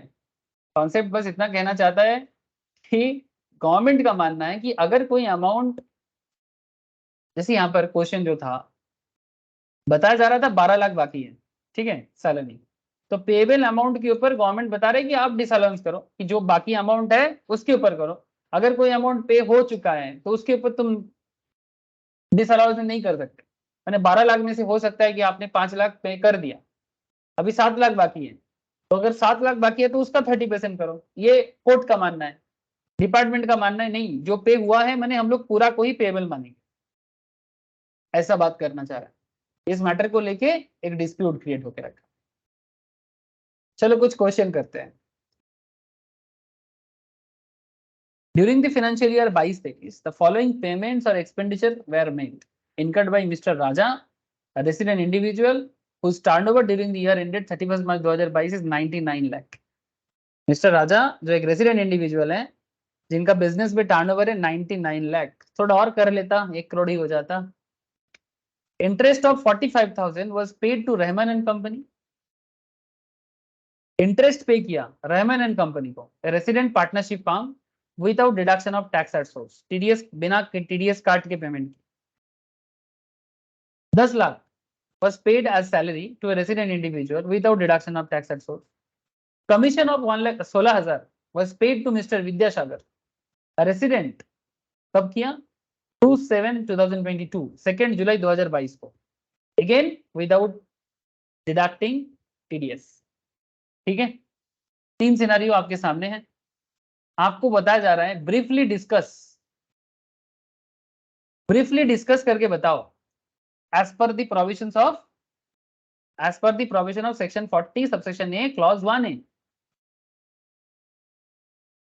briefly discuss whether any disallowance arises under the provisions, assuming that pays जिसको पेमेंट हो रहा है in all the cases mentioned above have not paid the tax। ये मान के चलेंगे कि वो लोग अपनी तरफ से भी पेमेंट नहीं किया, टैक्स पे नहीं किया। नॉर्मली अगर वो पेमेंट कर देगा तो फिर इनको टीडीएस काटने की जरूरत नहीं होता है। अगर आप अपना टैक्स पे कर देते हो तो अपने एम्प्लॉयर को टैक्स पे टीडीएस काटने की जरूरत नहीं होता है। इसीलिए बोला assuming that the payees in all the cases mentioned above have not paid the tax if any which was required to be deducted by Mr. राजा। अगर कुछ भी टैक्स काटना है मिस्टर राजा को ही पेमेंट करने से पहले काटना पड़ेगा। इसी अजम्पशन के साथ आपको क्वेश्चंस को सॉल्व करना है। नॉर्मली टैक्स एक ही होना चाहिए सर, माने टीडीएस का मतलब क्या? जब किसी को पेमेंट करने से पहले हम टीडीएस काट के गवर्नमेंट को जमा कर लेंगे। नॉर्मली एम्प्लॉयर ऐसा कर सकते हैं, और भी केसेस हैं, मैं जस्ट एम्प्लॉयर का नाम लिया। लेकिन अगर मानो आपका इनकम टैक्स आप बाद में रिटर्न फाइल करके दे देते हो तो आप खुद का रिटर्न फाइलिंग भी खुद कर सकते हो ना। तो अगर आप खुद कर दोगे तो गवर्नमेंट फिर एम्प्लॉयर को चार्ज नहीं कर सकता, ठीक है, क्योंकि दो तरफा हो गया। तो थोड़ी ना एक ही इनकम के लिए दो बार टैक्स देंगे, चाहे एम्प्लॉयर टीडीएस काट के करे या वो खुद दे दें, एक ही बार करेंगे। इसीलिए एजम्पशन जरूरी होता है। समझ रहे हो सर? सर आधा आधा समझ आ रहा है, कोई बात नहीं, धीरे धीरे पूरा समझ आ जाएगा। तो सबसे पहले 3 अलग अलग केसेस है, सुन लो। पहला पूरा ये रूल का खेल है, पहले रूल जानो। Disallowance under section 40 subsection A clause 1A of the income tax act 1961 is attracted where the assessee fails to deduct tax at source as is required under this act, है ना। For having deducted tax at source, TDS काटा है but fails to remit the same to the credit of the central government, government को transfer करना भूल गया या नहीं किया। Government with in this period time limit, government को करना है भी टाइम के अंदर, जो गवर्नमेंट का टाइम है उसके हिसाब से। तो यहाँ पर 3 रूल था, 3 प्रॉब्लम था। पहला प्रॉब्लम क्या था sir? The first problem is interest 45,000 और इसका टर्नओवर कितना है? 99 लाख का। Interest of 45,000 was paid to Rahman and company resident partnership form without deduction of tax. तो ये रूल जो है ये 194A का रूल है। मैं अभी और टीडीएस चैप्टर में नहीं जा रहा हूँ, बस आपको जरूरत के हिसाब से बता दे रहा हूँ। The obligation of TDS from interest paid to a resident arises under section 194A। ये टीडीएस का सेक्शन है। ये जो भी मैं बातें कर रहा हूँ ना, ये सब टीडीएस रिलेटेड बातें हैं। सिर्फ पीजीबीपी का बात नहीं चल रहा है सर। पीजीबीपी और टीडीएस मिल के खिचड़ी पक चुका है। मैं आशा करता हूं कि खिचड़ी के अंदर आप लोग थोड़ा सा संभाल रहे हो, ठीक है? थोड़ा संभालो, खिचड़ी चल रहा है बट खिचड़ी पक जाएगा। थोड़ा सा दिमाग ओपन रखो, पक जाएगा। अब अगर आप बोलोगे तो मैं आपको 194A फिर से बता सकता हूँ, ऐसा कोई बात नहीं है। बट एक ही बात है, मैं प्रोविजंस में जाके बताऊं या फिर आंसर को समझाने के लाइन पे बताऊं। ठीक है, आपको 194A मिल जाएगा। यहाँ पर कहाँ मिलेगा, कहाँ मिलेगा? ये वाला interest other than interest on securities. जब किसी को कोई इंटरेस्ट पेमेंट होता है तो टीडीएस काट के पेमेंट करना चाहिए। उसका पूरा रूल्स रेगुलेशंस छपा हुआ है, पढ़ना पड़ेगा। फिलहाल इतना डिटेल्स में नहीं जाएंगे। क्यों शॉर्टकट मार रहे हो सर? नहीं सर, मैं शॉर्टकट मार के कहाँ भागूंगा। मैं इसलिए बोल रहा हूँ कि अभी आपको ज्यादा कंफ्यूजन नहीं करना है।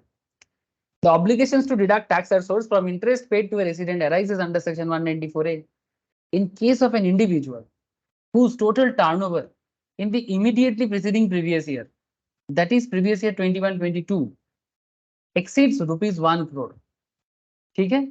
Thus, in present case, since the turnover of the assessee is less than 1 crore, यहाँ पर जो टर्नओवर का लिमिट था प्रीवियस ईयर का वो कितना है? देखो, turnover during the year ended 31 मार्च 2022 माने 21-22 कितना है टर्नओवर? 99 लाख। ठीक है, रूल कहता है कि अगर प्रीवियस ईयर में इमीडिएटली प्रीसीडिंग प्रीवियस ईयर में, मतलब करंट जो प्रीवियस ईयर है उसके पिछला प्रीवियस ईयर, हम लोग देखो अभी 22-23 is the current previous year, 23-24 is the assessment year, okay, this is the previous year, and 21-22 is the immediately preceding previous year. इसमें अगर किसी का टर्नओवर 1 करोड़ से ज्यादा होता है तभी जाके ये 194A एप्लीकेबल होते हैं। बट हमारे केस में टर्नओवर 1 करोड़ नहीं है, तो he is not liable to deduct tax at source. समझे रहे हो सर? तो फिर disallowance under section 40A subsection 1 is not attracted in this case. माने ये जो पर्टिकुलर मिस्टर राजा है, ये अपने प्रॉफिट एंड लॉस अकाउंट में इनका जो डिसअलाउंस का कॉन्सेप्ट बन रहा था ना, ये नहीं बनेगा। मतलब ये चाहे तो जो भी पेमेंट करेगा उसका पूरा का पूरा पेमेंट को अपना खर्चा दिखा सकता है, अपना एक्सपेंस के तौर पे शो कर सकता है। आई होप अब धीरे धीरे समझ आ रहा है, धीरे धीरे ही सही समझ आ ही रहा है। क्या कहते हो, सही कि ना? अरे क्या कहते हो?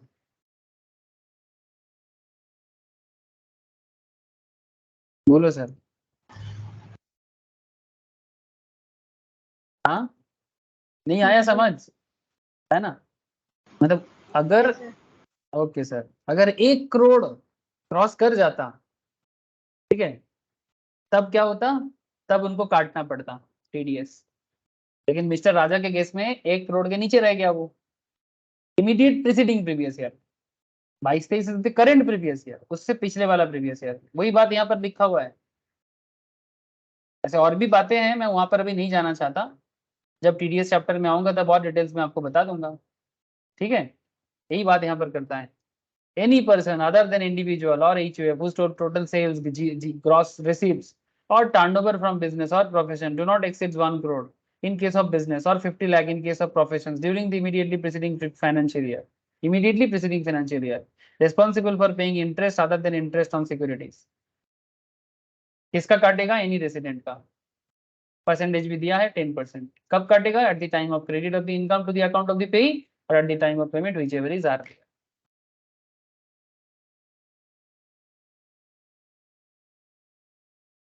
ठीक है, इसी बात को यहाँ पर डिटेल्स में बोला।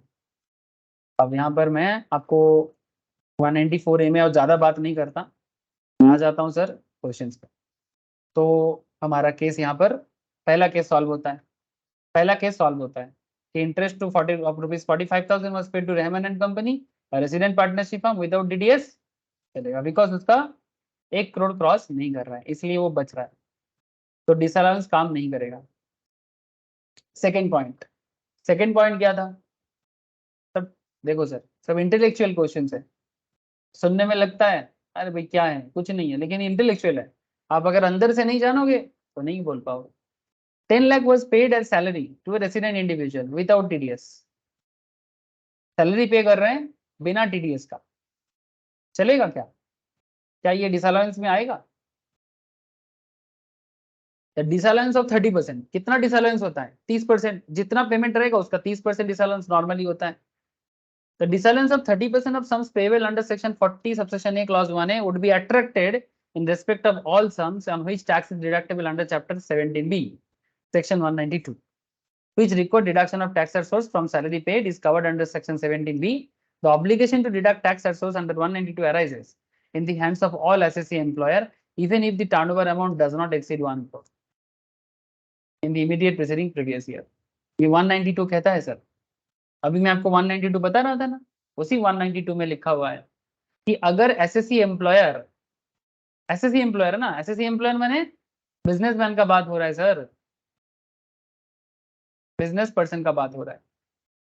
अगर उसका 1 करोड़ टर्नओवर क्रॉस ना भी करता है, फिर भी जब वो किसी को सैलरी पे करेगा तो टीडीएस काट के करेगा।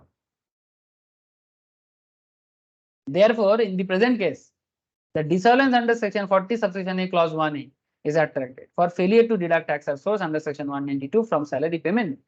However, कितना disallowed होगा? Only 30% of the amount of salary paid without deduction at tax source would be disallowed। यानी जितना आपका 10 लाख का पेमेंट है उसका 30%, मतलब 3 लाख का अमाउंट पीएल में डिसअलाउड हो जाएगा। यानी आप एज पर नेट पीएल में प्रॉफिट कैलकुलेट करोगे, पीजीबीपी में क्या हो जाएगा? एड बैक हो जाएगा। पीजीबीपी में क्या होगा? एड बैक होगा। समझ रहे हो? पीजीबीपी का कोई भी एक पीएल वाला क्वेश्चन सॉल्व करो, आप इजीली समझ जाओगे। ठीक है, डिसअलाउड माने वो खर्चा माइनस नहीं हो पाएगा, तो यहाँ पर 10 लाख का 30% माइनस नहीं हो पाएगा। समझ रहे हैं? तो डिसअलाउड का कॉन्सेप्ट यहाँ पर अट्रैक्ट हो गया, बट यहाँ पर नहीं हुआ। थर्ड क्वेश्चन, कमीशन 16,000 जो पे हो रहा है उसमें टीडीएस काटना चाहिए थी कि नहीं काटना चाहिए? तो जो 2 जुलाई 2022 में हुआ है, तो इसमें कौन सा सेक्शन आता है? कमीशन का बाद आता है 194H में, obligations of TDS under section 194H from commission paid in excess of 15,000। अगर 15,000 से ज्यादा का कमीशन का बात है तो वो 194H बताता है। ये 194H कहां से आया? बार बार बता रहा हूं सर, ये सारा सेक्शन टीडीएस का सेक्शन है।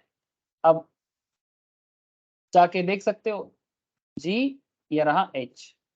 ये देखो क्या लिखा है, जब कोई कमीशन पे होता है या ब्रोकरेज पे होता है किसी को, और अगर कमीशन या ब्रोकरेज फाइनेंशियल ईयर में 15,000 से ज्यादा है तो टीडीएस काट के पेमेंट होगा। ऐसे टीडीएस का एक सबसे अच्छा एग्जांपल आप लोग जानते हो, अगर आप लोग ज्यादा नॉलेज मार्केट का नहीं रखे तो भी समझ जाओगे। जैसे मानो अगर आप कहीं आप लोग केबीसी देखते हो सर, केबीसी कौन बनेगा करोड़पति, ड्रीम इलेवन खेलते हो?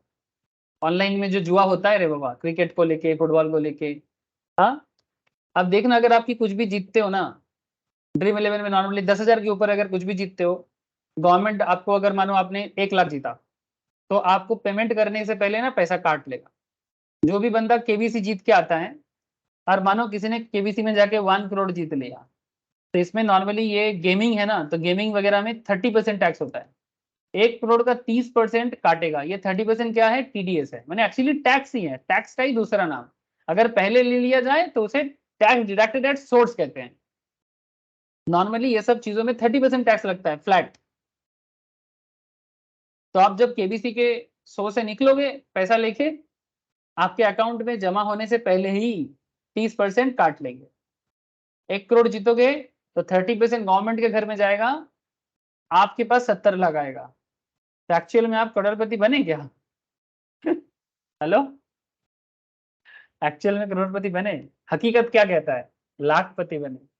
आपको अगर आप 10 करोड़ जीतते हो या 2 करोड़ जीतते हो, हाँ, तब करोड़पति बन जाओगे, क्योंकि तब 30% काटने के बाद फिर भी कितना रहेगा? कितना हो रहे? 2 करोड़ का 30%, 1,40,000, सॉरी 1.4 करोड़। हाँ, तब करोड़पति बन जाओगे। समझ रहे हो? यही है टीडीएस का खेल। ऐसा डिफरेंट सेक्शन में डिफरेंट टीडीएस के बारे में बोला है। अब यहाँ पर as per question employer employee concept में जितना चलता है, या एम्प्लॉयर जहां जहां टीडीएस काटने का प्रावधान है एक बिजनेसमैन का, वो सब बातें यहाँ पर चल रहा है।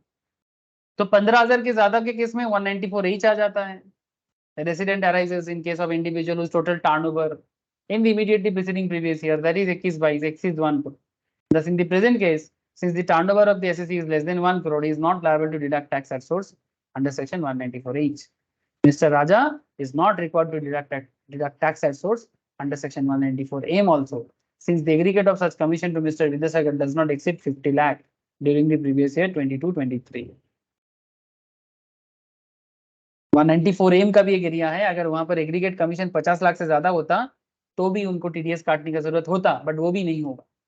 Therefore, disallowance under section 40A subsection 1A, sorry 40 subsection A clause 1A is not attracted in this case. तो पॉइंट नंबर 3 भी जो है ये भी डिसअलाउंस को नहीं होने दिया। समझ रहे हैं सर? मैं मानता हूं कि ये टॉपिक जो मैंने लिया थोड़ा सा ट्रिकी है, बट इतना भी कोई खराब बात नहीं है। ये टॉपिक एक बार फिर करेंगे, याद रखना सर। जब हम लोग टीडीएस टीसीएस एडवांस टैक्स कर लेंगे ना, तो मैं आप लोग अगर याद रहे तो मुझे याद दिलाना, नहीं तो आप लोग खुद से भी याद रखना कि पीजीपी में सर ने एक क्वेश्चन करवाया था, एक नहीं दो क्वेश्चन करवाया था, जहां पर सेक्शन 40 सबसेक्शन ए क्लॉज 1 को लेके टीडीएस वगैरह के साथ जोड़ के क्वेश्चन करवाया था। याद रखना सर, वेरी इंपॉर्टेंट टॉपिक, बहुत इंपॉर्टेंट टॉपिक है। बार बार बोल रहा हूँ क्योंकि एग्जाम में ऐसा प्रोविजंस पूछ ही लेता है। ठीक है,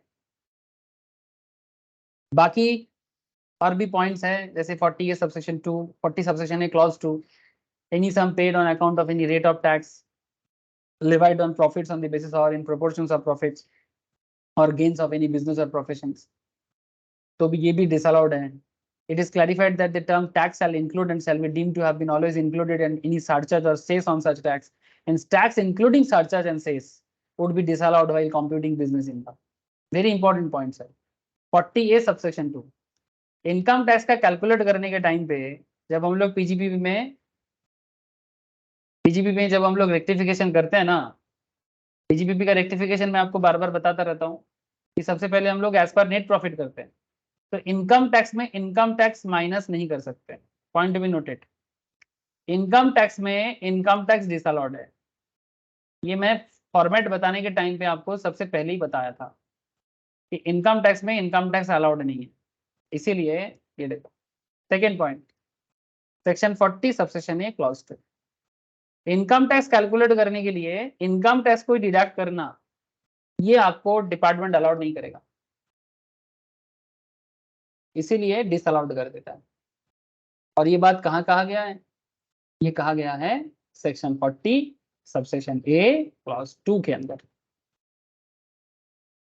टैक्स का मतलब सिर्फ टैक्स नहीं, टैक्स के अंदर सेस, सरचार्ज जो इनकम टैक्स रिलेटेड होते हैं, ठीक है, इनकम टैक्स रिलेटेड सेस भी होता है ना, जैसे हम लोग जब टैक्स पे करते हैं तो उसमें सेस भी होता है, सरचार्ज वगैरह भी होता है सिचुएशंस के हिसाब से, वो सब भी इंक्लूडेड है। वो बात भी प्रोविजंस आपको बता रहे हैं। It is clarified that the term tax shall include and shall be deemed to have always included any surcharge, cess on such tax. Hence, tax including surcharge and cess would be disallowed while computing business income. कितना अच्छा बात है sir, है ना? याद रखे, income tax में income tax allowed नहीं है, यानी आप इनकम टैक्स को एक बिजनेस का खर्चा नहीं दिखा सकते और हम इनकम टैक्स का ही कैलकुलेशन कर रहे हैं। ठीक है, जिस चीज का कैलकुलेशन कर रहे हैं, क्योंकि टैक्स देने एक ऑब्लिगेशंस होते हैं, और आप उसी टैक्स को एक अपना खर्चा दिखा के कि मुझे देना पड़ेगा बोल के आप वो नहीं कर सकते। तो इनकम टैक्स डिपार्टमेंट आपको ये अलाउड नहीं करेगा। ये भी एक बहुत बड़ा क्वेश्चन है, इंपॉर्टेंट है, वीवीआईपी पॉइंट। पहले ही बोल दे रहा हूं सर, बाद में ना बोलना। Section 40 subsection A clause 2B, any amount paid by way of royalty, license fee, service fee, privilege fee, service charge, etc. Any amount appropriated directly, indirectly from a state government, undertaking by the state government, ये सब चीजें भी disallowed है। Section 40 subsection A clause 3, any sum which is chargeable under the head salary if it is payable outside India or to a non-resident and if tax has not been paid thereon and not deducted thereon under chapter 17B। तो आप लोग already समझ गए हो one में। Section 40 subsection 4, any contribution to a provident fund or the fund established for the benefit of employee of the SSE unless the SSE has made effective arrangement to make sure that the taxes shall be deducted at source। अरे simple बात है, जहां जहां TDS बिना जो भी हो रहा है वो सब चीजें यहाँ पर बार बार आ रहा है। ठीक है, ये थोड़ा सा एक बार गो थ्रू करके रखो सर।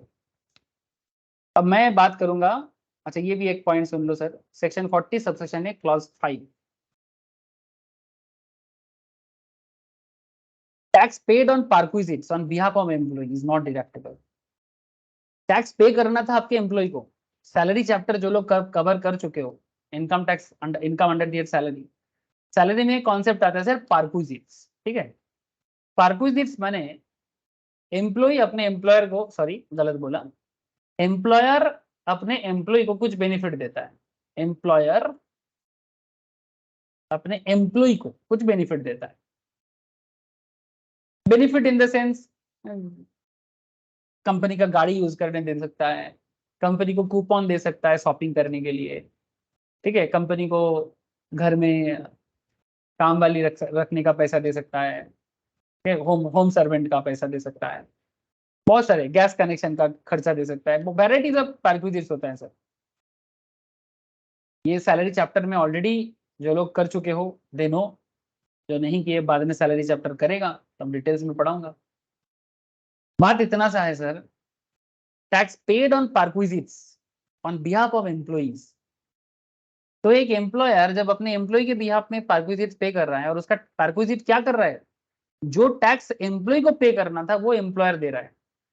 एम्प्लॉयर एम्प्लॉय को इस तरह का बेनिफिट देता है क्योंकि एम्प्लॉयर को भी पता है कि एम्प्लॉय के बिना, एक अच्छा एम्प्लॉय के बिना हर कंपनी अधूरा है सर। हर कंपनी चाहे कितना भी बड़ा बॉस क्यों ना हो, अगर प्रॉपर एम्प्लॉय ना मिले ना उनको, वो बंदा रो लेगा सर।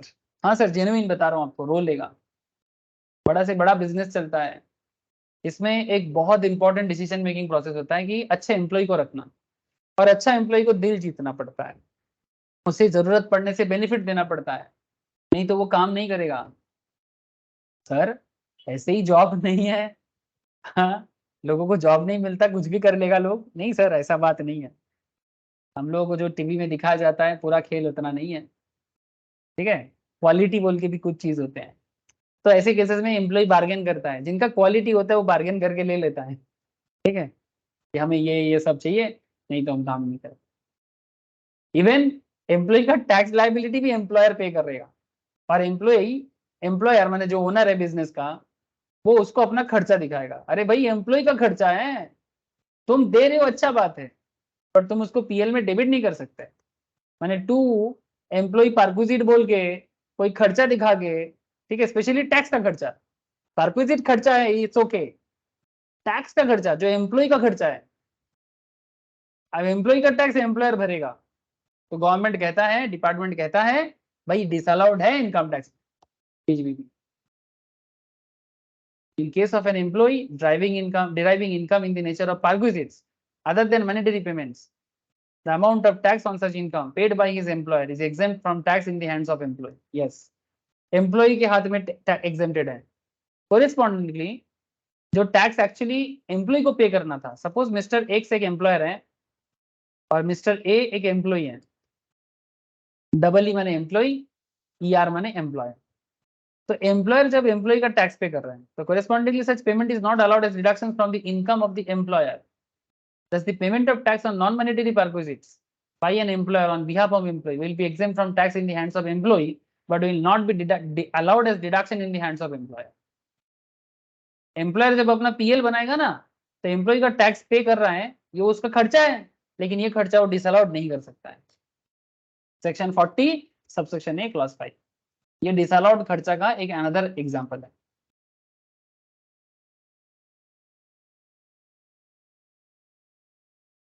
बुझा कैसे?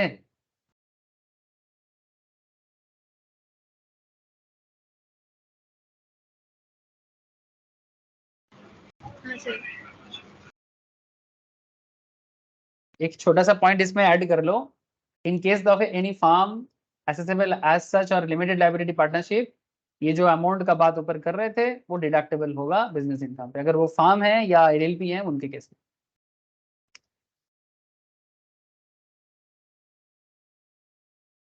अब बात करते हैं section 40 subsection B, very very important point, VVIP point है section 40 subsection B, another important point sir.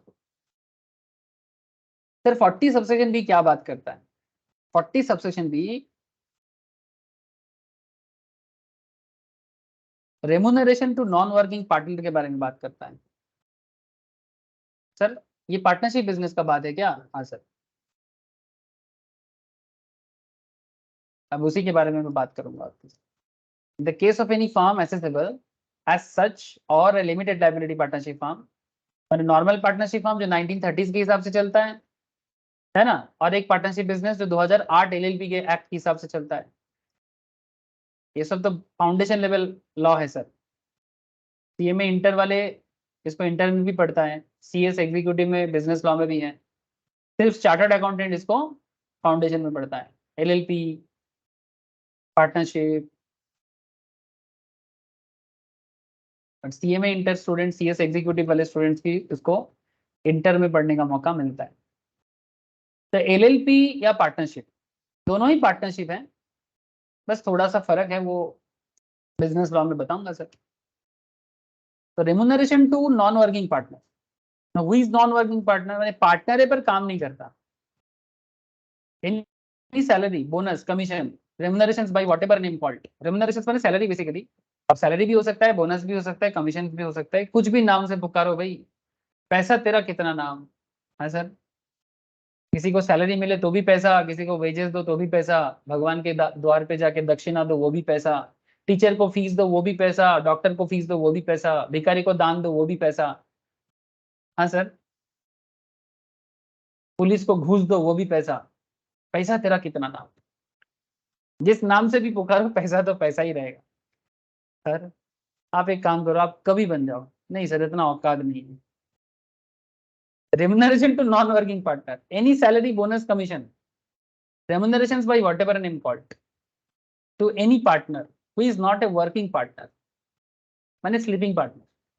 In the following discussion, the term remuneration is applied to denote payment in the nature of salary, bonus, commission. यहाँ पर हम लोग जो remunerations का बात कर रहे हैं, remunerations का जो बात हम लोग कर रहे हैं, ये remunerations माने salary, bonus, commissions का बात हो रहा है, जो एक पार्टनर को पार्टनरशिप फर्म देते हैं।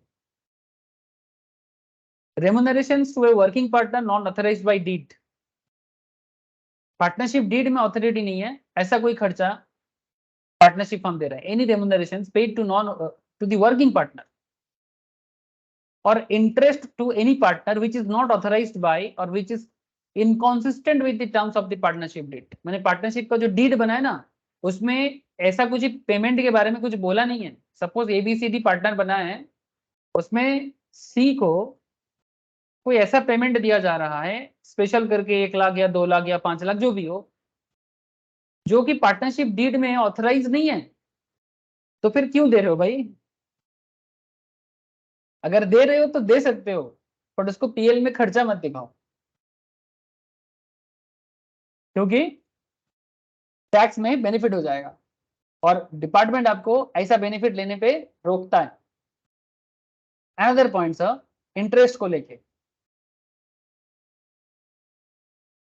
रेम्यूनरेशंस टू ए वर्किंग पार्टनर और interest to a partner authorised by deed but relates to an earlier period, किसी पुराना समय का इंटरेस्ट है जो अब दिया जा रहा है,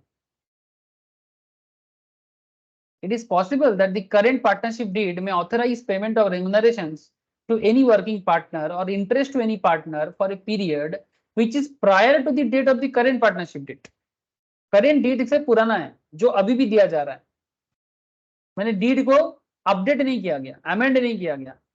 The approval by the current partnership deed might have been necessitated due to the fact that the such payment was not authorized by or was inconsistent with the earlier partnership deed.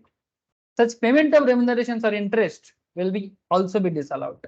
यानी पुराना deed के हिसाब से जो interest payment किसी partner को हो रहा था वो अभी भी चल रहा है, न्यू डीड में चेंज ही नहीं हुआ. तो इस तरह का कोई भी पेमेंट अगर कोई पार्टनरशिप फर्म किसी पार्टनर के लिए करता है और पार्टनरशिप फर्म का पीएल इसमें मैनिपुलेट होता है, प्रॉफिट गिर जाता है, डिपार्टमेंट इसको देख लेता है और रोक टोक लगा देता है, माने डिसअलाउ कर देता है. However, it should be noted that the current partnership deed cannot authorize any payment which relates to the period prior to the date of earlier partnership deed. Next, by virtue of a further restriction contained in section 40 subsection B clause 3, such remunerations paid to the working partner will be allowed as deductions to the firm from the date of such partnership deed and not for any period prior date. अगर deed से है तो allowed है, माने current deed के हिसाब से है तो अलाउड है, अगर पुराना है तो फिर प्रॉब्लम करेगा. एक काम करते हैं सर, इस प्रॉब्लम को समझने के लिए कुछ क्वेश्चन करते हैं, तो एग्जांपल्स करते हैं, आपको समझ में आएगा. ठीक है, कुछ क्वेश्चंस एंड एग्जांपल्स अभी मैं करवाऊंगा आपको ना ये पूरा सिस्टम समझ में आ जाएगा. दो क्वेश्चंस हैं, 3 एग्जांपल्स है मोस्ट प्रोबेबली, तो करने से ना ये 40 सबसेक्शन बी एकदम क्लियर कट दिमाग में छप जाएगा, एकदम प्रिंट हो जाएगा. मजाक नहीं कर रहा हूँ, प्रिंट हो जाएगा. देखो एग्जाम्पल, अभी जो मैं बात कर रहा था आपसे कि पुराना सिस्टम के हिसाब से न्यू डीड में चेंजेस नहीं किया गया. इफ ए फार्म इनकॉर्पोरेट माने जब फार्म बनता है उसे इनकॉर्पोरेशन कहा जाता है. कोई भी जैसे इंसान का जन्म होता है ना, बर्थ डेट होता है, वैसा ही फार्म जब इनकॉर्पोरेट होता है उसको उसका बर्थ डेट बोल सकते हो. इस बार अच्छा एक कॉमेडी चला है, आप लोग सुने हो सर? हाँ, कॉमेडी माने एक गजब बेइज्जती हुआ है. मैं थोड़ा अलग बात कर रहा हूँ, बहुत देर से पढ़ रहा हूँ इसलिए थोड़ा सा आप लोगों को एक अलग बात कर रहा हूँ. रिसेंटली 15 अगस्त गया ना, और ये जो दुबई है उसमें बुर्ज खलीफा है ना सर, नाम सुने हो सर बुर्ज खलीफा का? हाँ सर. उसमें क्या हुआ है, खबर मिला है सर? इंडिया का फ्लैग होस्ट किया गया, पाकिस्तान का नहीं किया गया. पाकिस्तान का नहीं किया गया. तो पाकिस्तान बौखला गया सर. पाकिस्तान के सारे लोग वहां पर आके 14 अगस्त में एकदम इंडिपेंडेंस डे मनाएगा ऐसा बात चल रहा है. ठीक है, लेकिन एकदम पानी फेर गया सर. ठीक है पानी फेर गया, बट पाकिस्तान का सच में नहीं हुआ. एक्चुअली इसमें एक फैक्ट है, मैं आपको बताता हूँ. ये बुर्ज खलीफा में जो फ्लैग होस्ट होता है इसमें पैसा दिया जाता है मोस्ट प्रोबेबली, मैं एग्जैक्टली नहीं जानता, बट पाकिस्तान ने शायद नहीं दिया बिकॉज उनका हालत सबको पता है दुनिया में क्या चल रहा है. तो पॉइंट इज दैट कि ये एक चक्कर हो सकता है इसलिए उनको नहीं मिला. तो मैं एक्चुअली आपको एक अलग बात करने जा रहा था. एक बात तो यही था कि इनकॉर्पोरेशंस को लेके, तो बेसिकली एक वीडियो वायरल हुआ है, बोलता है कि भारत का तो इंडिपेंडेंस डे है बट पाकिस्तान का थोड़ी ना इंडिपेंडेंस डे है. इंडिया आजाद हुआ था बट पाकिस्तान थोड़ी आजाद हुआ था. सच्चाई थोड़ी है सर, इंडिया को आजादी मिला था बट पाकिस्तान, सर वो पाकिस्तान का जन्मदिन है. पाकिस्तान इंडिया आजाद होने के समय एक्चुअली पाकिस्तान का आजादी किसी पाकिस्तानी ने थोड़ी करवाया, इंडियंस ने ही तो करवाया. जिन लोगों का खून भारत को आजाद करने में गया है उन्हीं लोगों का खून पाकिस्तान को भी आजाद करने के लिए गया है. सुभाष बोस, भगत सिंह, हाँ, चंद्रशेखर आजाद, फ्रीडम फाइटर का बात कर रहा हूँ. तो जितना फ्रीडम फाइटर भारत को आजाद किया है उतना ही फ्रीडम फाइटर पाकिस्तान को भी आजाद किया है. लेकिन पाकिस्तान अपने हिस्ट्री में ये सब बताते नहीं है, ऐसा नहीं बताते. तो एक कॉमेडी फैला है, मतलब वायरल हुआ है कि भाई पाकिस्तान तुम्हारा 14 अगस्त जन्मदिन है और इंडिया का 15 अगस्त सच में इंडिपेंडेंस डे है, तो बर्थडे और इंडिपेंडेंस डे में फर्क होता है। ये इमोशंस का हालत है, एक इंडिपेंडेंस डे का इमोशंस और एक बर्थडे का इमोशंस में फर्क होता है। गजब बेइज्जती सर, होना भी चाहिए। ये कोई ऐसा थोड़ी देश बनता है, हाँ रातों रात हमको अलग देश दे दो। चलो, गजब बेइज्जती है। अच्छा आगे बढ़ते हैं सर, थोड़ा सा लाइटर नोट में बात हो गया, अब वापस पढ़ाई में आ जाते हैं। बहुत हो गया, क्या होता है ना कभी कभी हम लोग प्रोविजंस पढ़ते पढ़ते पागल हो जाते हैं, इसलिए बीच बीच में थोड़ा हो जाना चाहिए। अच्छा देखो, if a firm incorporate the clause relating to payment of remunerations to the working partners by executing an appropriate deed, say on July 1, 2022, but effective from April 1, 2022. Effective from April 1, 2022. The firm would get deductions for the remunerations paid to its working partner from July 1, 2022 onwards, but not for the period of April 1 to June 30. In other words, it will not be possible to give retrospective effect to oral agreements entered into such remunerations prior to putting the same in a written paper partnership deed. माने company जब बना है ना, incorporate हुआ है, तो एक clause ready किया गया। क्लॉज माने एक रूल, जिस रूल में बताया जा रहा है कि वर्किंग पार्टनर को रेम्यूनरेशंस मिलेगा by executing an appropriate deed से ऑन जुलाई 1, 2022, बट जिसको इफेक्टिव किया जाएगा अप्रैल 1 से। माने इनकॉर्पोरेशन हो रहा है जुलाई 1 में, अप्रैल पहले आता है कि जुलाई पहले आता है?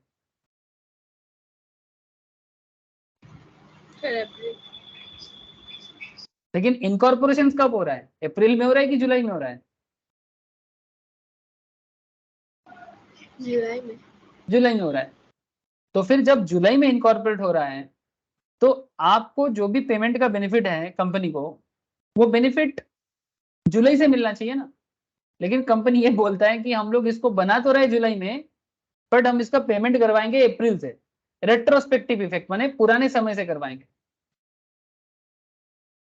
अब फार्म इसका डिडक्शन लेना चाहता है, वर्किंग पार्टनर को जो पेमेंट करेगा इसका डिडक्शन लेना चाहता है, बट डिपार्टमेंट कहता है कि ये जो अप्रैल से लेके जुलाई का जो ओरल बातें हुआ है ना, इसका आपको नहीं मिलेगा, जुलाई के बाद का मिलेगा।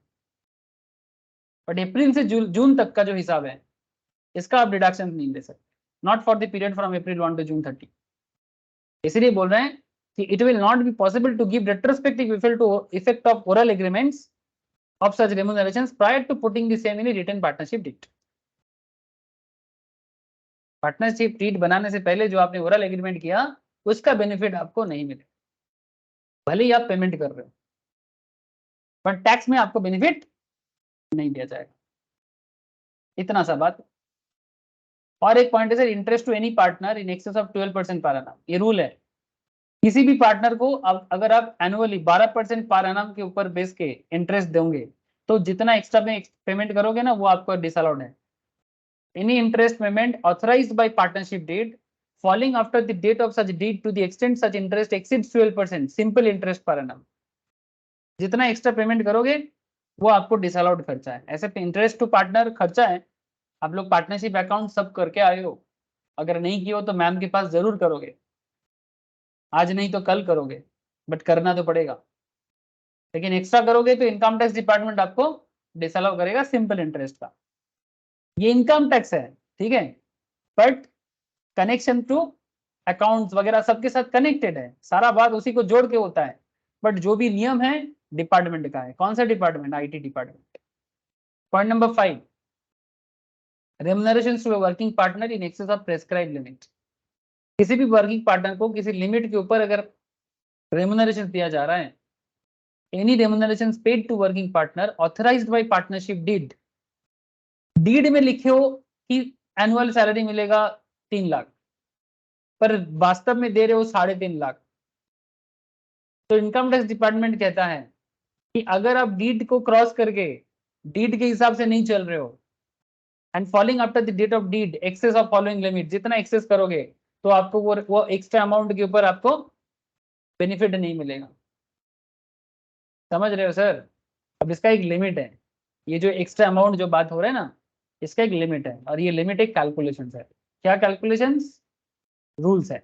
सुनो sir, the in excess of the following limits, ये जो excess of the following limit आपको क्या कर देगा? डिसअलाउड कर देगा, और कुछ अमाउंट डिडक्शंस को मिलेगा आपको। कितना अमाउंट है और क्या है वो सुनो, फिर आप बताना मुझे। इसमें एक बुक प्रॉफिट का मैटर होता है। सर बुक प्रॉफिट माने,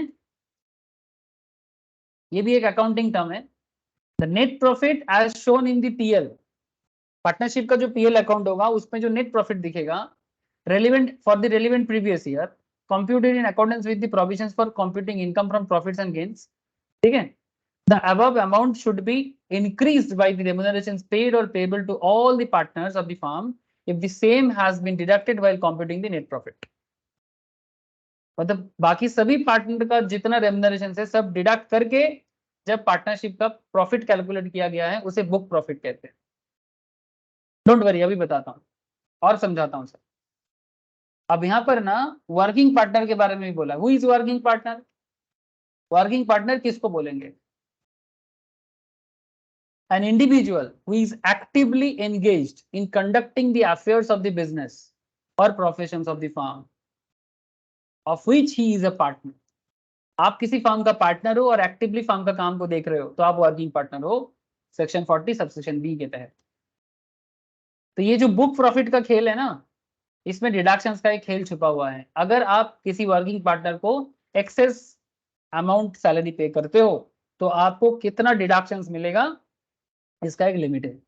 और ये लिमिट मैं आपको एक काम करता हूँ, इस क्वेश्चन के थ्रू से बताता हूँ। ऐसे रूल है, first 3 lakh of book profit और इन केस ऑफ लॉस, पहला 3 लाख बुक प्रॉफिट या फिर लॉस जो भी हो, उसमें ₹1,50,000 का डिडक्शन, या फिर बुक प्रॉफिट का 90%, जो भी ज्यादा होगा वो डिडक्शन ले सकते हैं पीएल में।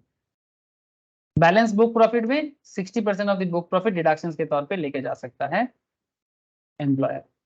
ठीक है सर? समझ में नहीं आया कोई बात नहीं, आ जाएगा। Yes sir. हाँ बोलो बोलो सर बोलो। বুঝতে পেরেছিস কি? আমি তো এখনো শেখাইনি, अब सिखा रहे हैं। देखो सर देखो, A firm has paid 7,50,000 as remunerations to its partner. Firm क्या कर रहे हैं, अपने पार्टनर को 7.5 लाख रेम्यूनरेशंस दे रहा है previous year 22-23 in accordance with its partnership deed, और इसका बुक प्रॉफिट हुआ है 10 lakh. What is the remunerations allowable as deductions? कितना रेम्यूनरेशंस डिडक्शंस के तौर पे अलाउड किया जाएगा? अब इस पे रूल आ जाएगा। The allowable remunerations calculated as per the limit section 40 subsection B clause 5 on first 3 lakh of book profit, 3 lakh का 90% कितना होता है? 2,70,000।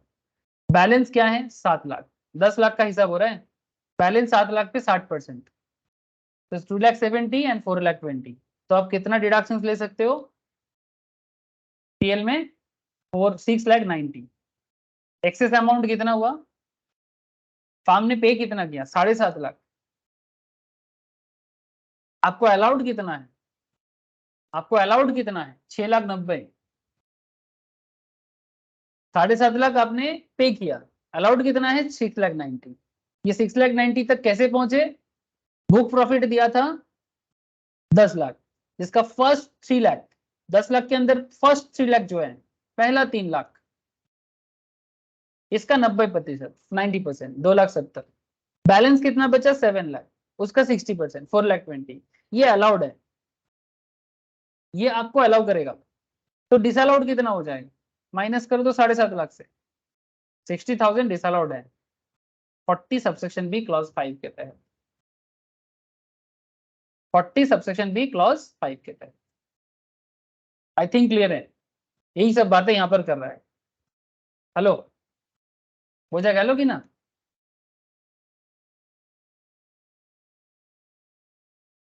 Yes sir. Thank you sir. Sir एक काम करो, ये वाला क्वेश्चन स्क्रीनशॉट ले लो, होमवर्क रहेगा, इसी कॉन्सेप्ट के ऊपर बना हुआ है जो आज मैंने पढ़ाया। Please take the screenshot and try it. First try करो, फिर बाद में नोट से देख सकते हो, पर ट्राई करना। मिला जुला के हैं, जितना सेक्शंस पहले हुआ है उसके बेसिस में ही मिला जुला के हैं, ट्राई करना, उसके बाद आंसर चेक कर सकते हैं। ठीक है, आज का क्लास इतना ही रहेगा सर। नेक्स्ट क्लास में मैं आपको सेक्शन 40A, 43, 44 बस हो जाएगा, और एक दो क्लास लगेगा सर कंप्लीट वे में पीजीपीपी को समझने के लिए। थैंक यू सर, आज का क्लास इतना ही है। मुझे बस इतना बताओ, अंडरस्टैंडिंग हुआ? स्टार्टिंग का जो कॉन्सेप्ट था वो थोड़ा सा ट्रिकी था, बट उसके बाद तो मुझे नहीं लगता कि ज़्यादा कुछ लगा होगा, इजी था उसके बाद। कि बोझा कैसे तो स्वाभाविक है sir. Yes, sir. Book profit और नेट प्रॉफिट দুটো কি একই? না, বুক প্রফিট নেট প্রফিট এক না।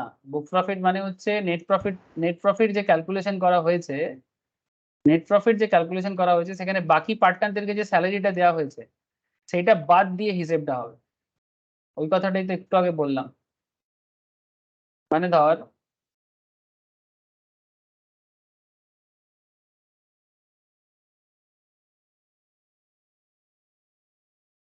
net profit as shown in the profit and loss account of the relevant previous year, computed in accordance with the provisions for computing income from PGBP, profits and gains. The above amount should be increased by the remunerations paid or payable to all the partners of the firm if the same has been deducted while computing the net profit. माने simple ना, जब हम लोग किसी company का profit and loss calculate करते हैं तो इधर हम लोग इनकम प्रोवाइड करते हैं और इधर हम लोग एक्सपेंस प्रोवाइड करते हैं। तो आप मुझे एक चीज बताओ, नेट प्रॉफिट में जब आएंगे तो सारा एक्सपेंस दिखा के आएंगे। सपोज एक फार्म ने 10 लाख का इनकम किया और एक्सपेंस किया मानो अलग अलग करके, एग्जाम्पल के तौर पे ले रहा हूँ 7 लाख का, तो प्रॉफिट कितना करेगा? 3 लाख का। अब कहना ये चाहता है the amount above amount should be increased by the remunerations paid और payable to all the partners of the firm if the same has been deducted while computing net profit. मतलब ये नेट प्रॉफिट जो मैंने 3 लाख यहाँ पर develop मतलब calculate किया, अगर इस 3 लाख कैलकुलेशंस के अंदर remunerations to all the partner already expense के अंदर इंक्लूड हो चुका है, तो सारा का सारा एक्सपेंस अमाउंट को क्या करना पड़ेगा? ऐड करना पड़ेगा 3 लाख के साथ। सपोज पार्टनर रेम्यूनरेशंस मानो मिला जुला के हैं 2 लाख का, तो वो 2 लाख आपको यहाँ पर ऐड करना पड़ेगा जो आपने नेट प्रॉफिट कैलकुलेट करने के लिए माइनस कर दिया, तो आपका बुक प्रॉफिट हो जाएगा 5 लाख का। ये है difference between book profit and net profit. Yes sir. ठीक है, अब जो मैं नेक्स्ट जो क्वेश्चन मैंने दिया ना अभी होमवर्क, जिसके लिए मैंने आपको बोला अब ये वाला कैलकुलेशन करना, इसमें आपको ये जरूरत पड़ेगा, इसमें जरूरत पड़ेगा आपको नेट प्रॉफिट बुक प्रॉफिट का। ट्राई करो, क्वेश्चन ट्राई करो, समझ में आ जाएगा। ये राव एंड जैन पार्टनरशिप वाला, राव एंड जैन पार्टनरशिप वाला क्वेश्चन ट्राई करो। ले लिया ना स्क्रीनशॉट? Yes sir. ट्राई करो सर, ट्राई करो, वेडनेसडे को बताएंगे। ठीक है, ओके, चलो फिर bye, good night sir. Thank you sir. Thank you sir, thank you bye sir, sir. Okay bye, Thank you, sir. Thank you sir, Thank you, sir.